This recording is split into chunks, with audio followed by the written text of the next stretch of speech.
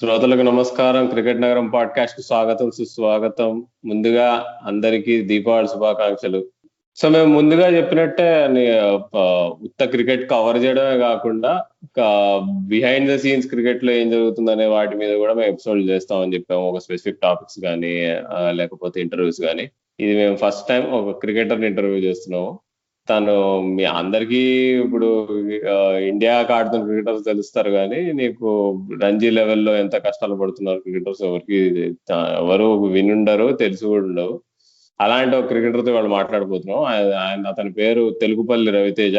తను హైదరాబాద్ లో Saint Andrews స్కూల్లో చదువుకొని తను విహారీ లాంటి వాళ్ళతో కూడా క్రికెట్ ఆడాడు అనమాట.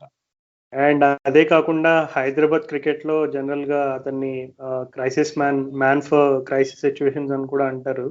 ఎందుకంటే అతని డెబ్యూ మ్యాచ్ లోనే 2017లో డెబ్యూ చేశాడు. సో డెబ్యూ మ్యాచ్ లోనే 70 runs అండ్ 7 wickets అన్నమాట ఫస్ట్ మ్యాచ్ లోనే. సో ఆ మ్యాచ్ లో ఆల్మోస్ట్ ఒక సెంచరీ చేస్తుంటే అది ఒక రికార్డ్ అయ్యేది డొమెస్టిక్ లెవెల్లో. బట్ స్టిల్ అట్లాంటి డెబ్యూ అండ్ ఇతను ఆడే పొజిషన్స్ కూడా డొమెస్టిక్ క్రికెట్ లో రవితేజ చాలా క్రూషియల్ పొజిషన్స్ లో ఆడతాడు అనమాట. ఎందుకంటే మోస్ట్లీ 5 down 6 down ఈ పొజిషన్స్ లో వస్తాడు. అండ్ బౌలింగ్ లో కూడా చాలా అంటే కంట్రోల్ ఓవర్స్ ఉంటాయి అన్నమాట. సో అంటే వాళ్ళ job is to mainly to make sure that they don't leak too many runs, ఇట్లాంటి రోల్ ఉంటాయి. సో చాలా క్రూషియల్ ఆల్రౌండర్ పొజిషన్ తను. సో హైదరాబాద్ క్రికెట్ కి ఇప్పటికీ ఆల్మోస్ట్ అన్ని ఫార్మాట్స్ కలుపుకుంటే దగ్గర 40 games వరకు ఆడాడు. అందులో 2 times 5 wickets హాల్ తీశాడు. అండ్ అలాగే ఫస్ట్ క్లాస్ లో ఒక సెంచరీ అండ్ 4 half centuries కూడా చేశాడు. సో T20లో ఇతను సాధారణంగా పవర్ హిట్టింగ్ ఆల్రౌండర్ గా యూజ్ చేస్తారు. బట్ ఇతని రోల్ 50 over ఫార్మాట్ కి అండ్ అలాగే ఫస్ట్ క్లాస్ లో ఇతని రోల్ వచ్చేసి కంప్లీట్లీ డిఫరెంట్ అనమాట. Almost like fast bowling allrounder. ఇప్పుడు ఇంగ్లాండ్ లో బెన్ స్టోక్స్ రోల్ ఎట్లా ఉంటుందో అట్లాగా that is his role for Hyderabad cricket అని కూడా చెప్పుకోవచ్చు మనం. రాజు, అసలు ఈ ఇంటర్వ్యూ చేసినప్పుడు మనం అసలు యాక్చువల్లీ చాలా కొత్త విషయాలు తెలుసుకున్నాం అసలు. సో అయితే మనం ఆలస్యం చేయకుండా వెంటనే ఆ ఇంటర్వ్యూలోకి వెళ్ళిపోదాం. సో ఒకసారి ఇంటర్వ్యూ మొత్తం ఫినిష్ అయిన తర్వాత మనం మళ్ళీ పికప్ చేసుకొని కామెంట్స్ యాడ్ చేద్దాం రాజు.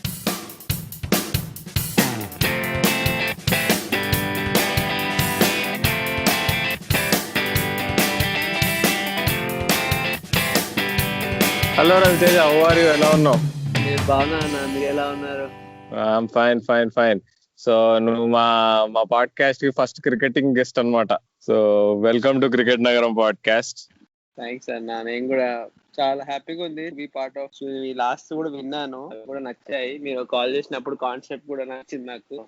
ఓకే, అయితే చలో రవితేజ, అసలు మరి నీ క్రికెటింగ్ లైఫ్ లో ఎంటర్ అయ్యాం. అసలు క్రికెట్ ఇండియాలో అసలు ఎలా ఎవరికి తెలియకుండా ఉండదు, కానీ అసలు నీకు ఫస్ట్ నీ గుర్తున్నంత వరకు నువ్వు అసలు క్రికెట్ ఎప్పుడు చూసావు? నువ్వు అసలు టీవీలో అయినా కానీ, నువ్వు పోనీ మీ దోస్తులతో అయినా కానీ, కజిన్స్ తో అయినా కానీ, ఫ్యామిలీతో అయినా కానీ ఆడుతున్నప్పుడు అసలు ఎప్పుడు ఫస్ట్ టైం నీకు గుర్తున్నంత వరకు ఎప్పుడు బ్యాట్ పట్టుకొని ఆడినావు అసలు? అసలు క్రికెట్ అనేది మా ఫ్యామిలీ రన్ అవుతూ ఉంటుంది. నాకు 4 brothers. సో ఆల్మోస్ట్ నా అన్నలందరూ చిన్నప్పటి నుంచి అందరు క్రికెట్ ఆడుతూనే ఉండేవాళ్ళు. నేను గుర్తుండే వరకు అయితే నేను 3 years 4 years ఉన్నప్పుడే క్యాంప్ లో జాయిన్ చేద్దామని పంపించారు నన్ను. అప్పుడు నేను చాలా చిన్నగా ఉండేది. వాళ్ళు అన్నారు ఇంకొక 2 years ఆగండి మీరు, ఈ అబ్బాయి చాలా చిన్నోడు అని చెప్పేవాళ్ళు. సో నేను ఎట్లా అంటే నాకు 4 అన్నలు ఉండే. ఫస్ట్ అన్నతో పాటు మా మమ్మీ తోడుగా పంపిస్తుండే. ఆయన వాటర్ బాటిల్ పట్టుకోవడమో లేకపోతే ఆయనతో పాటు ఉండడమో అట్లా వెళ్ళాను. మళ్ళీ సెకండ్ అన్నతో వెళ్ళాను, మళ్ళీ థర్డ్ అన్నతో కూడా వెళ్ళాను. అట్లా అందరు అన్నలతో వెళ్ళి అందరు ఆపేసిన తర్వాత నేను సీరియస్ గా తీసుకోవడం జరిగింది. సో అట్లా నేను 3-4 years అన్నప్పటి నుంచే ఇంట్రెస్ట్ ఉండేది. చిన్నప్పటి నుంచే చాలా ఇంట్రెస్ట్ ఉండేది. ఇంకా మా ఫ్యామిలీ అందరూ రైట్ హ్యాండర్స్, నేను ఒక్కడు లెఫ్ట్ కాబట్టి ఇంకా కొంచెం ఎక్కువ ఇంట్రెస్ట్ ఉండే నా పైన, ఏంటి కొంచెం డిఫరెంట్ అన్నట్టు. ఓకే రవితేజ, సో జనరల్ గా లైక్ మీ ఫ్యామిలీలో క్రికెట్ ప్యాషన్ అనేది తరతరాలుగా వస్తుంది కాబట్టి ఆటోమేటిక్ గా అది న్యాచురల్ గా నీకు ఇష్టం అవడంలో ఓకే, అందులో పెద్ద విశేషం లేదు. కానీ అంటే సాధారణంగా క్రికెట్ మ్యాచెస్ మామూలుగా ఆడడం ఒక ఎత్తు అయితే మ్యాచెస్ ని మనం ఇండియాలో ఫాలో అయ్యే ఇంటెన్సిటీ కూడా ఒకలా ఉంటుంది క్రికెట్ మ్యాచెస్ చూసినప్పుడు.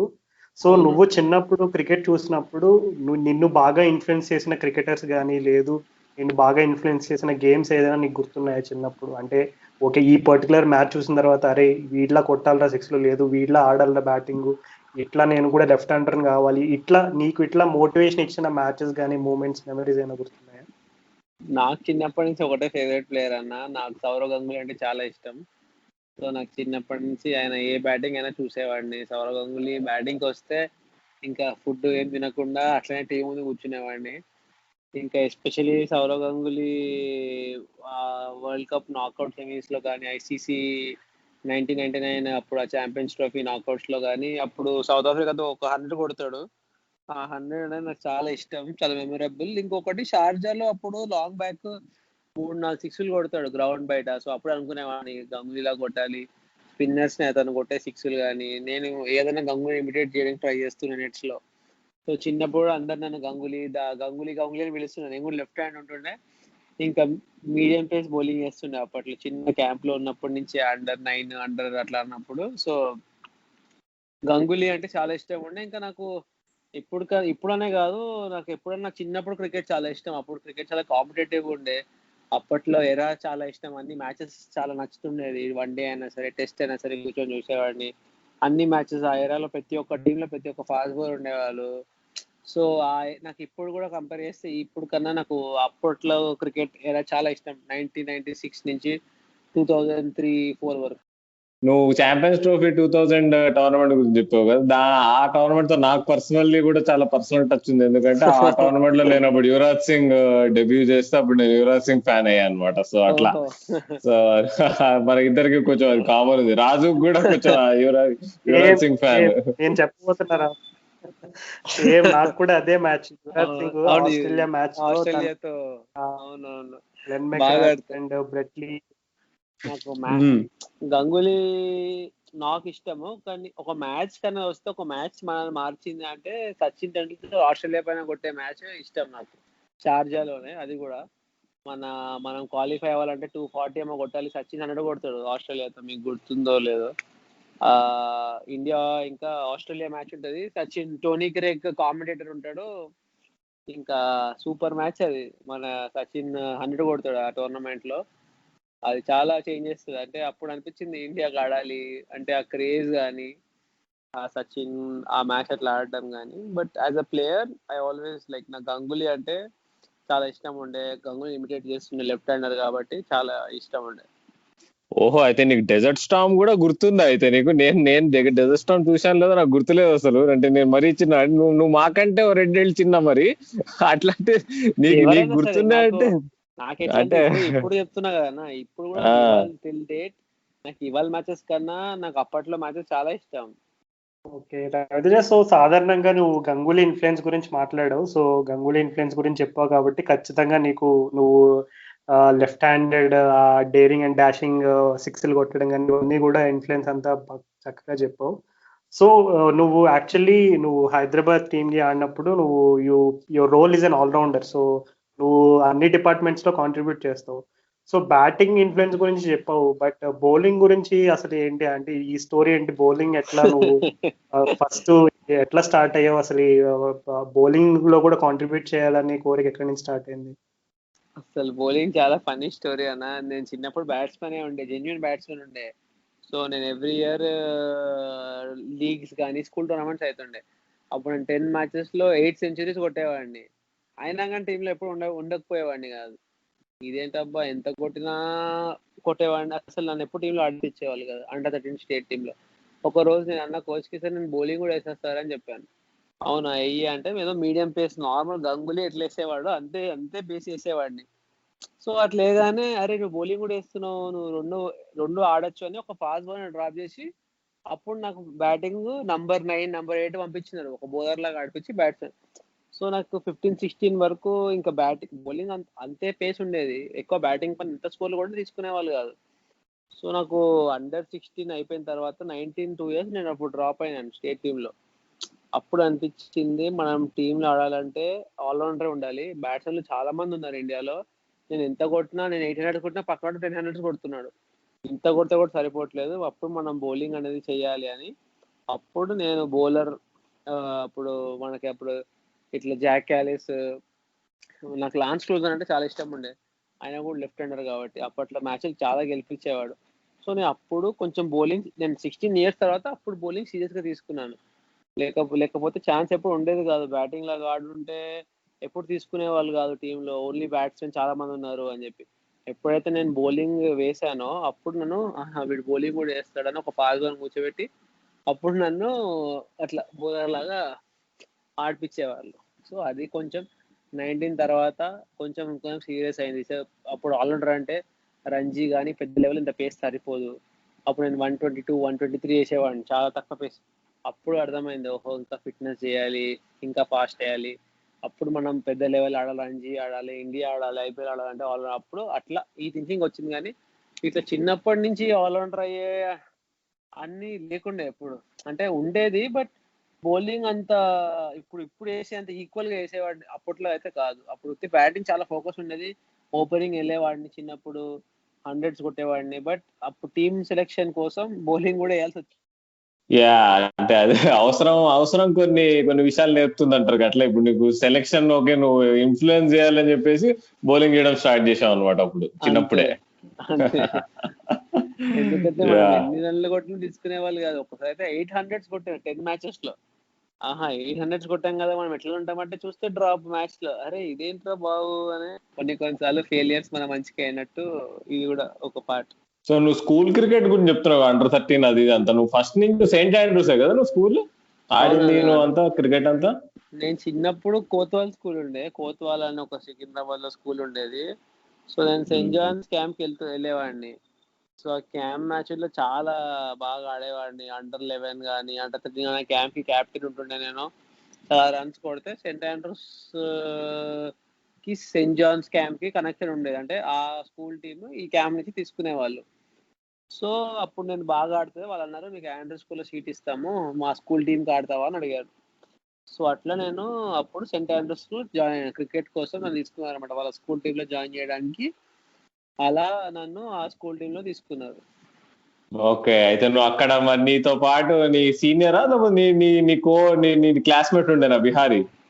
నా సీనియర్ ఉండే 1 year, జస్ట్ 1 year సీనియర్ అంతే విహారీ. చిన్నప్పుడు విహారీ కూడా బౌలర్ ఉండే చిన్నప్పుడు. ఆఫ్ స్పిన్ వేస్తుండే ఒకప్పుడు. బ్యాటింగ్ అంత ఓకే ఆడుతుండే, మరి ఇప్పుడు అన్నట్టు కాకుండా. అంటే చిన్నగా అప్పుడు విహారీ ఎట్లా అంటే, నేను విహారీ రూమ్మేట్స్ ఉంటుండే. మ్యాచ్కి వెళ్ళే ముందు మాకు టైం సరిపోకపోతే ఇద్దరం ఒకటే దాంట్లో షవర్లో స్నానం చేసుకొని అట్లా మ్యాచ్కి ఫాస్ట్గా వెళ్ళిపోవాలని అట్లా 16 వరకు మేము బెంగళూరుకి కేరళకి వెళ్ళినప్పుడు రూమ్మేట్స్ ఉంటుండే. సో అట్లా. కానీ విహారీ టీం ఎప్పుడు మారిందంటే, అతను బౌలింగ్ బ్యాటింగ్ చేసేవాడు, స్పిన్నర్ ఉండే. బట్ తన ఫాదర్ చనిపోయారు విహారీ 7th class లో ఉన్నప్పుడు. సో అప్పటి నుంచి ఆ ఇన్స్పిరేషన్ గా తీసుకొని ఇంకా ఎక్కువ కష్టపడి అక్క వాళ్ళ ఇంట్లో బౌలింగ్ మిషన్ పెట్టుకొని వాళ్ళ మమ్మీ చాలా సపోర్ట్ చేసి అక్కడి నుంచి ఒక 8th class తర్వాత ఒక వేరే విహారీ లాగా మారాడు. సో కానీ చిన్నప్పుడు మొత్తం అంత బ్యాట్స్ మొత్తం జనరల్ ఆఫ్ స్పిన్ వేసేవాడు. సెయింట్ ఆండ్రూస్ క్రికెట్ గురించి మాట్లాడుతున్నప్పుడు నేను చిన్నప్పుడు నాకు గుర్తు Saint Andrews school Hyderabad cricket లో టాప్ అనుకుంటా. కానీ రైవలరీస్ ఉండేవి నాకు గుర్తు. సెయింట్ ఆండ్రూస్ కి ఇంకా లిటిల్ ఫ్లవర్ కి పడేది కాదో సంథింగ్ ఉండేది అసలు. అది అంటే కొంచెం హైదరాబాద్ క్రికెట్ లో నీకు రైవలరీస్ గురించి, హైదరాబాద్ స్కూల్ క్రికెట్ లో రైవలరీస్ గురించి అసలు నువ్వు ఏమన్నా చెప్పి, మీకు ఎట్లా ఉండేది అసలు? ఏ టీమ్స్ అంటే మీకు చాలా కోపం ఉండేది? ఏ టీమ్ జనరల్ గా కొట్లాడుకుంటుంటే? ఇప్పుడు భవన్స్ ఉంటుంది పెద్ద స్కూల్, బాగా మంచి క్రికెటర్స్ ప్రొడ్యూస్ చేసేది. క్యాల్ పబ్లిక్ స్కూల్ తర్వాత విజయపాల్ సార్ అక్కడ పోయిన తర్వాత అట్లా అక్కడ వాళ్ళు డెవలప్ అయ్యారు. ఈ టైంలో అసలు రైవలరీస్ అంటే ఏముండేవి? మాకన్నా ముందు బ్యాచ్ వాళ్ళకి భవన్స్ ఉండేది. మేము వచ్చేసరికి అది క్యాల్ పబ్లిక్ స్కూల్ అయింది. బట్ మా సెయింట్ ఆండ్రూస్ అంటే ఎట్లుండే, ఇప్పుడు 2003 ఆస్ట్రేలియన్ టీం ఎట్లుండే, మా టీం అంత డామినేటింగ్ ఉండే. ఎట్లా అంటే మేము టాస్ పడిపోతే అందరం ఏడుస్తుండే, అరే వాళ్ళు టాస్ పడిపోయినాం, వేరే టీం వాళ్ళు అలౌట్ అయిపోతారు అన్నట్టు ఉండేది. మేము బ్యాటింగ్ ఫస్ట్ చేస్తే ఇంకా 300 కొట్టడమో 350 కొట్టడమో, ఎవ్రీ మ్యాచ్ 100 కొడుతున్నాం మేము. కానీ మాకు వచ్చే టఫ్ కాంపిటీషన్ ఎప్పుడు క్యాల్ పబ్లిక్ స్కూల్ ఇచ్చేది. విజయపాల్ సార్ వాళ్ళ టీం ఎప్పుడు క్యాల్ పబ్లిక్ స్కూల్ ఇచ్చేది. అండ్ మాకు ఎప్పుడు హెడ్ టు హెడ్ అయ్యేది వాళ్ళతో. ఇంకా నాకు ఐ స్టిల్ రిమెంబర్ ఒక మ్యాచ్ Under-13 మేము 130 ఆల్అౌట్ అయ్యాము, వాళ్ళు 130 ఆల్అౌట్ అయ్యారు. ఆ మ్యాచ్ టై అయింది. And it was so much rivalry. And after election మనం గెలిచాము. మళ్ళీ మమ్మల్ని వాళ్ళు ఫైనల్స్ లో కొట్టారు. ఎవ్రీ ఫైనల్స్ ఆండ్రూస్ క్యాల్ అయ్యేది. And I still remember school cricket లో Under-13 బ్రదర్ జాన్ లో ఉప్పల్ స్టేడియం లో ఫస్ట్ టైం నేను, విహారీ, రాహుల్ సింగ్, మేము ఫస్ట్ టైం ఉప్పల్ స్టేడియం లో ఫైనల్స్ ఆడాము. అప్పుడు ఉప్పల్లో మేము చిన్న పిల్లలు అండర్ 13. అప్పుడు saint Andrews A finals, saint Andrews B కూడా ఫైనల్స్. అంత స్ట్రాంగ్ ఉండే సెంట్ ఆండ్రూస్ అప్పట్లో. And we won that match in Uppal. And అప్పుడు ఇండియా సౌత్ ఆఫ్రికా మ్యాచ్ అయినట్టుంది. దాని తర్వాత మేము ఆడాము. అండ్ అంత పెద్ద గ్రౌండ్, చిన్న పిల్లలు 13 years ఉండే. అండ్ టు స్కోర్ ఆ బౌండరీ వాజ్ ఇట్లా పెద్ద విషయంలా ఉండే ఉప్పల్ స్టేడియంలో స్కోర్. బట్ మాకు చాలా రైవలరీ అంటే క్యాల్ అయితే చాలా రైవలరీ, ఇట్లా లైక్ నెక్ టు నెక్ అస్సలు పడకపోతుండే మాకు వాళ్ళకి.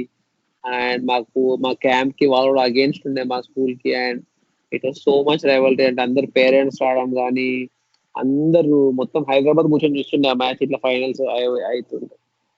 స్కూల్ క్రికెట్ లో ఏదన్నా నువ్వు ఒక ఛాలెంజ్, నీ దృష్టిలో నీ స్కూల్ క్రికెట్ ఎంత నిన్ను హెల్ప్ చేసింది? ఇప్పుడు నువ్వు ఎక్కడున్నావో అది నీ స్కూల్ క్రికెట్ లో నీ ఫౌండేషన్ స్ట్రాంగ్ ఉండడం వల్ల వెళ్ళావని నువ్వు బిలీవ్ చేస్తావా, లేదంటే అంటే అంత నథింగ్ తర్వాత ఒక్కసారి అండర్ 19 లెవెల్ అక్కడి నుంచి స్టార్ట్ అవుతుంది అని అంటావా? డెఫినెట్లీ స్కూల్ క్రికెట్ ఆల్సో చాలా ఇంపార్టెంట్ ఒక ప్రతి ప్లేయర్ కి. అండ్ బట్ ఇప్పుడు ఉన్న స్టాండర్డ్ కొంచెం పడిపోయింది. అంటే మీరు ఆడే టైంలో, మేము ఆడే టైంలో school cricket standard was very high. ఎందుకంటే అప్పట్లో క్వార్టర్స్ నుంచి సెయింట్ పీటర్స్ టీమ్ తో కానీ, సెమీఫైనల్స్ గౌతమ్ తో కానీ, ఫైనల్స్ క్యాల్ తో కానీ. అండ్ అప్పట్లో చాలా మంది ప్లేయర్స్ ఉండే. అప్పుడు రంజీలో, అప్పట్లో మేము ఉన్నప్పుడు రంజీలో అహ్మద్ కాదరి కానీ, సంతోష్ యాదవ్ కానీ, అనిరుద్ సింగ్ వీళ్ళు ఆడుతుండే వాళ్ళు. అందరూ ఒక పెద్ద పెద్ద ప్లేయర్స్ లాగా అనిపించే వాళ్ళు, ఆల్ఫ్రెడ్ అబ్సలం కానీ. అండ్ మా లెవెల్ ఆఫ్ కాంపిటీషన్ స్కూల్లో చాలా హై ఉండేది. అండ్ అప్పట్లో స్కూల్ క్రికెట్ వాస్ అంటే ఆ చిన్న ఏజ్ లో ఒక పెద్ద వరల్డ్ కప్ మ్యాచ్ ఆడేంత ఫీలింగ్ ఉంటుండేది. Whenever use to play semis and finals. And and it help us a lot and how to play in big matches, big occasions అంటారు కదా. అట్లా చిన్నప్పటి నుంచే పెద్ద ఒకేషన్ అని ఒక ఫీలింగ్ వచ్చేది. పెద్ద మ్యాచ్లు ఎట్లా ఆడాలి, ఆ ప్రెషర్ అనేది చిన్నప్పటి నుంచే అలవాటు అవ్వడం. అండ్ ఇట్ చాలా వరకు మీకు హూ వీఆర్ అనేది కంపల్సరీ చెప్తారు స్కూల్ క్రికెట్. ఎందుకంటే అందులో కొట్టిన ఇంపార్టెంట్ నాక్స్ మీకు ఇవాళ కూడా వరకు గుర్తుంటాయి. చిన్నప్పుడు మనం ఆ మ్యాచ్ అట్లా కొట్టాము ఆ టీమ్ తో, అంత నెక్ టు నెక్ మ్యాచ్. ఇప్పుడు కూడా ఒక రంజీ మ్యాచ్ కూడా మీరు ఫామ్ లో అయినప్పుడు ఒక కాన్ఫిడెన్స్ తీసుకోవచ్చు. అంత లెవెల్ ఆఫ్ కాంపిటీషన్ ఉంటుంది school cricket. So winning cups was like Joy, like world cup లాగా ఉంటుంది. ఓ కప్పు లేపడం అంటే, ఇప్పుడంటే రంజీ ట్రోఫీ కప్ అంటే చాలా దూరము అది. బట్ చిన్నప్పుడు స్కూల్ చాలా కప్స్ ఆడుతుండే, గెలిచేది అదొక లెవెల్ ఆఫ్ ఎంజాయ్మెంట్, ఆ హ్యాపీనెస్ చాలా వేరే అది. ఓకే రవితేజ, ముందుగా నీకు హార్టీ కంగ్రాచులేషన్స్. ఎందుకంటే నువ్వు రంజీ ట్రోఫీ డెబ్యూ చేసి 3 years కంప్లీట్ అయింది మొన్ననే. అండ్ అసలు ఈ డెబ్యూ మ్యాచ్ లోనే అసలు నువ్వు ఒక సూపర్ స్టార్ లా మెరిసావు ఆ రోజు. అసలు ఐ మీన్ నేను ప్రత్యక్షంగా మ్యాచ్ చూడలేదు, బట్ స్కోర్ కార్డ్ చూడగానే అర్థమవుతుంది నువ్వు ఎంత ఇంపాక్ట్ క్రియేట్ చేయగలిగావు డెబ్యూ గేమ్ లో అని. సో అసలు నాకు తెలిసి man of the match performance ఇచ్చావంటే డెబ్యూ గేమ్ లోనే. అసలు నీకు కంప్లీట్ అంటే ఇప్పుడు ఇండియాకి ఆడాలని కోరుకోవడం, అండర్ 13s, స్కూల్ క్రికెట్ ఇదంతా ఆడడం ఒక లెవెల్ అయితే, అన్నిటికీ ఫస్ట్ స్టెప్ వచ్చేసి ఫస్ట్ క్లాస్ క్రికెట్. సో నువ్వు ఫస్ట్ క్లాస్ క్రికెట్ లోని ఫస్ట్ గేమ్ లో, డెబ్యూ గేమ్ లో ఇంప్రెస్ చేసావు. సో అసలు ఎట్లా, I mean how did that feel? ఆ ఫస్ట్ మ్యాచ్ లో నీకు డెబ్యూ చేసే ముందు నువ్వు డెబ్యూ చేస్తానని ముందే తెలిసిందా? ఒకవేళ తెలుసుంటే ఎట్లా ప్రిపేర్ అయ్యావు? అసలు ఆ ఫస్ట్ మ్యాచ్ మెమరీస్ అన్ని కంప్లీట్ గా షేర్ చేయవచ్చు. అసలు అది నా లైఫ్ లో ఉన్న బెస్ట్ అచీవ్మెంట్ అది. అది యాక్చువల్ 23 మ్యాచ్. అప్పటికి రంజీలో ఆశీష్ రెడ్డి అని ఉండే ఒక ఆల్రౌండర్. సో నేను ఎప్పుడు ఆడినా ఆ అన్న ఐపీఎల్ కూడా ఆడిండు. సో ఆశీష్ రెడ్డి ఉన్నాడు, కష్టం ఉంటుండే నాకు ఎప్పుడు కష్టం ఉంటుండే. నేను ఎంత పర్ఫామ్ చేసినా ఆశీష్ ఉన్నాడు అని చెప్తుండే. ఏంద్రా బాబు అని చెప్పి ఆ ఇయర్ నేను 23లో ఫస్ట్ మ్యాచ్ ఎంపీతో 5 wickets ఇస్తాను. సెకండ్ మ్యాచ్ జార్ఖండ్ తో మళ్ళీ 90 కొడతా. థర్డ్ మ్యాచ్ లాస్ట్ బాల్ ఉంటుంది 23 match, under 23 match, last over of the last ball day కి. ఆ ఓవర్ ఆడేస్తే మ్యాచ్ డ్రా అయిపోతుంది. ఒక బ్యాట్స్మెన్ 83 balls 0 runs పైన ఆడుతుంటాడు ఒక బ్యాట్స్మెన్. సో నేను 23 మ్యాచ్ లో లాస్ట్ ఓవర్ ఉంటుంది, ఒక వికెట్ ఉంటుంది. ఆ ఓవర్ లో వికెట్ తీసి హైదరాబాద్ ని గెలిపించారు 23. అప్పుడు ఆశీష్ రెడ్డి అతనికి సైడ్ స్ట్రెయిన్ అవుతుంది. అప్పుడు నాకు కాల్ వస్తుంది, నువ్వు సెలెక్ట్ అయిన రంజీ ట్రోఫీకి అని. నేను ఇంకా ఫుల్ అప్పుడు చాలా హ్యాపీ అయినా, రంజీ ట్రోఫీ సెలెక్ట్ అయితే ఇన్ని ఏళ్ళకి. చాలా మంది కొంతమంది యంగ్ ఏజ్ లో అవుతారు, 19 years 18 years చిన్నప్పుడే సూపర్ స్టార్స్ అట్లా అవుతారు. బట్ నా జర్నీ చాలా హార్డ్ ఉండేది. రంజీ ట్రోఫీ చాలా పెద్ద విషయం. ఎందుకంటే అన్ని లెవెల్స్ ఆడుకుంటూ వచ్చి అంత దాని వాల్యూ తెలిసి అప్పుడు ఆడాం కాబట్టి it was a big thing. అయితే నేను టీంకి వెళ్ళేసరికి అంబాటి రాయుడు ఉండే అక్కడ, ఇంకా సుధీర్ త్యాగి, ప్రజ్ఞాన్ ఓజా, అంత పెద్ద పెద్ద వాళ్ళు ఉండే అప్పట్లో రంజీ టీంలో. ఇంకా మా కోచ్ వచ్చి జాక్ అరుణ్ ఉండే. Jack Arun Karnataka 3 time winnowing champion coach ఉండే ఆయన, జాక్ అరుణ్ సార్. సో అందరు వచ్చినారు. ఇంకా మ్యాచ్ ముందు ప్రాక్టీస్ ఉండే. యాక్చువల్లీ ఆ మ్యాచ్ నేను ఆడేవాడిని కాదు, సుదీప్ త్యాగి ఆడేవాళ్ళు. సో అప్పుడు రాయుడు బై కెప్టెన్ ఉండేది. వాళ్ళు ఏమనుకున్నారంటే ఇప్పుడే వచ్చాడు కదా టీంలో, ఒక మ్యాచ్ ఎక్స్పోజర్ వచ్చింది, నెక్స్ట్ మ్యాచ్ ఆడిపిద్దాము, సుదీప్ త్యాగి ఉన్నాడు కదా ఇండియా బౌలర్, ఆయన ఆడిపిద్దాము అన్నట్టు చెప్పారు. ఆ రోజు నెట్స్ లో చాలా బాగా వేసా. రాయుడు అని ఒక 2 సార్లు అవుట్ చేయడం కానీ, వేరే వాళ్ళని అవుట్ చేసేసరికి వాళ్ళు చాలా ఇంప్రెస్ అయిపోయారు. అరే ఏంటి అబ్బాయి ఇంత బాగా చేస్తున్నాడు. అదే రోజు మ్యాచ్ అయిపోగానే, ప్రాక్టీస్ అయిపోగానే జాక్ అరుణ్ సార్ వచ్చి చెప్పాడు, నువ్వు డెబ్యూ చేస్తున్నావు రంజీ ట్రోఫీ, నువ్వు మంచిగా ఆడు అన్నట్టు చెప్పారు. సో ఆయన ఎట్లా చెప్పారంటే, చూడు నువ్వు ఇండియా ఆడాలంటే ఇది అసలు పెద్ద లెవెలే కాదు. If you think this is the biggest level, you can never succeed. ఇదే పెద్ద లెవెల్ అని కూడా ఇండియా ఎట్లా ఆడుతావు, ఇది ఒక చిన్న లెవెల్. నీ 23 ఎట్లా ఆడుతావు, నీ లీగ్ మ్యాచెస్ ఎట్లా ఆడుతావు, నువ్వు రేపు అట్లా ఆడాలి. సో అట్లా చెప్పారు. సో కొంచెం కాన్ఫిడెన్స్ వచ్చింది. నేను ఇట్లా అంటే అవును నిజమే కదా, ఈ లెవెల్ మనం డామినేట్ చేస్తే పెద్ద లెవెల్ మనం ఆడతాం కదా అన్నట్టు అనిపించింది. సో ఆయన అన్నాడు, నేను నా స్పెషాలిటీ ఏంటంటే అప్పుడప్పుడు నేను ఒక ఫాస్ట్ బౌలర్ వేస్తుంటే వికెట్ మధ్యలో నడుచుకుంటూ వెళ్ళి నించొని ఆడేస్తాను, మధ్యలో పిచ్ మధ్యలో వాకింగ్ ఆయన అన్నాడు. నాకు నీ ఫ్రెండ్స్ చెప్పారు చాలా డేరింగ్ అంట కదా, ఇట్లా వాకింగ్ చేసుకుంటూ ఆడుతూ ఉంటా కదా ఫాస్ట్ బౌలర్స్ కి, ఈ మ్యాచ్ లో నువ్వు ఆడాల్సింది అట్లా అన్నాడు. సో నేను వెళ్ళి అట్లా ఫాస్ట్ గా ఆడేసరికి యాక్చువల్లీ 100 ఇంకా 5 కట్టిస్తే అది ఒక పెద్ద రికార్డ్ ఉంటుండే. బట్ హైదరాబాద్ లో అది ఒక రికార్డ్. ఇప్పుడు దాకా ఏ బ్యాట్స్మెన్ ఇప్పుడు దాకా 80, 77 ఇంకా 7 వికెట్స్ తీయలేదు. But never then less batting బాగా, ఇంకా నా ఓపెన్ ఫ్రీగా ఆడినా, కొంచెం సేపు ఆడగానే ఇంకా నా షార్ట్స్ నేను ఆడడం స్టార్ట్ చేశాను. నాకు ఫ్రీగా ఆడేసరికి అనిపించింది, అరే ఇది కూడా పెద్ద లెవెల్ అంటే, obviously it's big level, but India ఆడాలంటే ఈ లెవెల్ డామినేట్ చేయాలి, ఇక్కడ నేను భయపడితే ఇండియా ఆడలేదు అని థింకింగ్ తో వెళ్ళి బ్యాటింగ్ చాలా బాగా ఆడా. సో ఆ బ్యాటింగ్ వల్ల చాలా కాన్ఫిడెన్స్ వచ్చింది బౌలింగ్. తర్వాత బౌలింగ్ లో రాయుడు అన్న మంచి సపోర్ట్ ఇచ్చి, ఆయన చాలా ఎక్స్పీరియన్స్, ఏ బ్యాట్స్మెన్ కి ఏ స్వింగ్, ఇన్ స్వింగ్ వేయాలి, అవుట్ స్వింగ్ వేయాలి, ఆయన సపోర్ట్. ఆ రోజు బౌలింగ్ మళ్ళీ 5 వికెట్స్, మళ్ళీ సెకండ్ ఇన్నింగ్స్ మళ్ళీ 2 వికెట్స్ తీసాను. సో అదొక డిఫరెంట్ ఎక్స్పీరియన్స్, చాలా బాగుండే. ఆయన జాక్ అరుణ్ లాంటి కోచ్, ఆయన మయాంక్ అగర్వాల్, మనీష్ పాండే, కరుణ్ నాయర్, కేఎల్ రాహుల్, వీళ్ళందరూ ఆయన అన్నాడు, నేను ఇంతమంది ప్లేయర్స్ ని చూశాను కానీ నీలో స్పెషల్ టాలెంట్ ఉంది, నువ్వు పక్కా ఆడతావు, ఇప్పుడు కాకపోతే 3 years డౌన్ నువ్వు ఇండియా కంపల్సరీ ఆడతావు. ఆయన నుంచి రావడం చాలా పెద్ద, ఎందుకంటే more than man of the match అన్నిటికన్నా ఒక కోచ్ అంత పెద్ద స్టార్ట్స్ చేసిన తర్వాత మనలాంటి ప్లేయర్ ని చూసి అట్లా చెప్పడం it's a big achievement then man of the match అయినా. But it's a very happy feeling to be like 7 wickets ఇంకా 75 రన్స్ డెబ్యూ మ్యాచ్ లో రికార్డ్ హైదరాబాద్ లో ఇప్పటిదాకా అట్లా ఏ డెబ్యూలో చేయడం. సో అది చాలా హ్యాపీ అనిపించింది. Okay, so wonderful Ravi. అసలు నీ రంజీ ట్రోఫీ డెబ్యూ మెమరీస్ చెప్తుంటే అసలు నాకు అనిపిస్తుంది, నేను చిన్నప్పుడు నేను క్రికెట్ స్కూల్ లెవెల్లో అట్లా ట్రై చేస్తున్న టైంలో క్రికెట్ అనుకున్నాను, అబ్బా నేను ఎప్పుడు ఆడతా హైదరాబాద్ క్రికెట్ కి అన్న, అట్లా చిన్న చిన్న ఏదో ఆశలు ఉండేవి అప్పట్లో.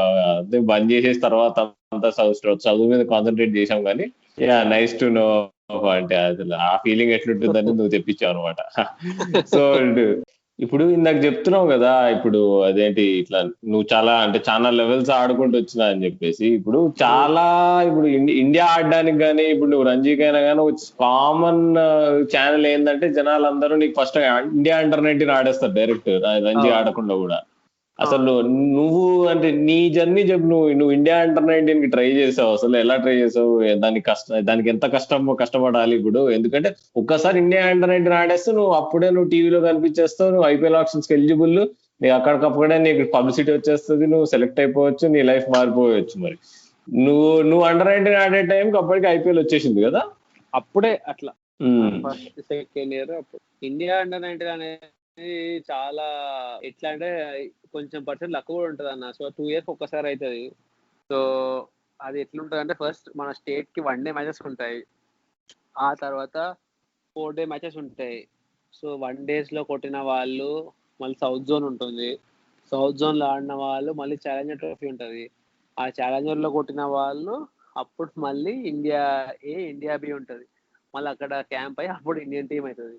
కానీ నేను అండర్-19 ఉండే టైంలో I was to be honest, నా పైన నాకే ఆనెస్ట్, నా బ్యాటింగ్ ఎప్పుడు బాగుండేది కానీ నా బౌలింగ్ అప్పుడు అంత లెవెల్ లేకుండే. ఎందుకంటే నేను ఇప్పుడు ఉన్నంత అప్పుడు అంత పేస్ కానీ అంత లేకుండే. సో నేను ఎప్పుడు నన్ను బ్యాట్స్మెన్ యాక్చువల్లీ ఇప్పుడు కూడా నాకు జాక్ అరుణ్ కానీ వరుణ్ సార్ కానీ చాలా మంది నాకు మొన్న రంజీ ట్రోఫీ తర్వాత విదర్భ మ్యాచ్ తో వసీం జాఫర్ కానీ అంటారు, అంటే నీ బ్యాటింగ్ తో నువ్వు ఆడొచ్చు ఇండియాకి, కానీ నువ్వు ఎక్కువ పెద్ద స్కోర్లు కొట్టాలి. అప్పట్లో నాకు అంత పేషెన్స్ ఉండేది కాదు, ఇట్లా 30-40 కొట్టగానే 6లు 4లే కొట్టేది ఉండే.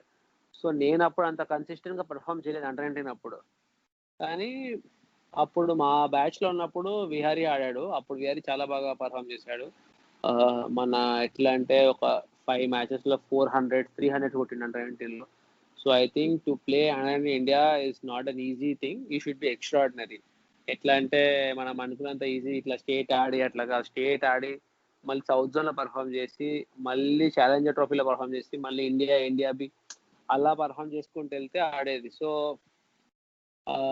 సో అట్లా సో అండర్ 19 అప్పుడు ఇండియా అనేది ఎక్కడైనా లెవెల్, ఐ ఫీల్ మన ఇండియా ఎక్కడి నుంచి ఇండియా ఆడడం ఎంత కష్టమో అందుకే ఇండియా ఆడడం కూడా కొంచెం అంతే లెవెల్ ఆఫ్ కష్టం దెన్ ప్లేయింగ్ ఐపీఎల్.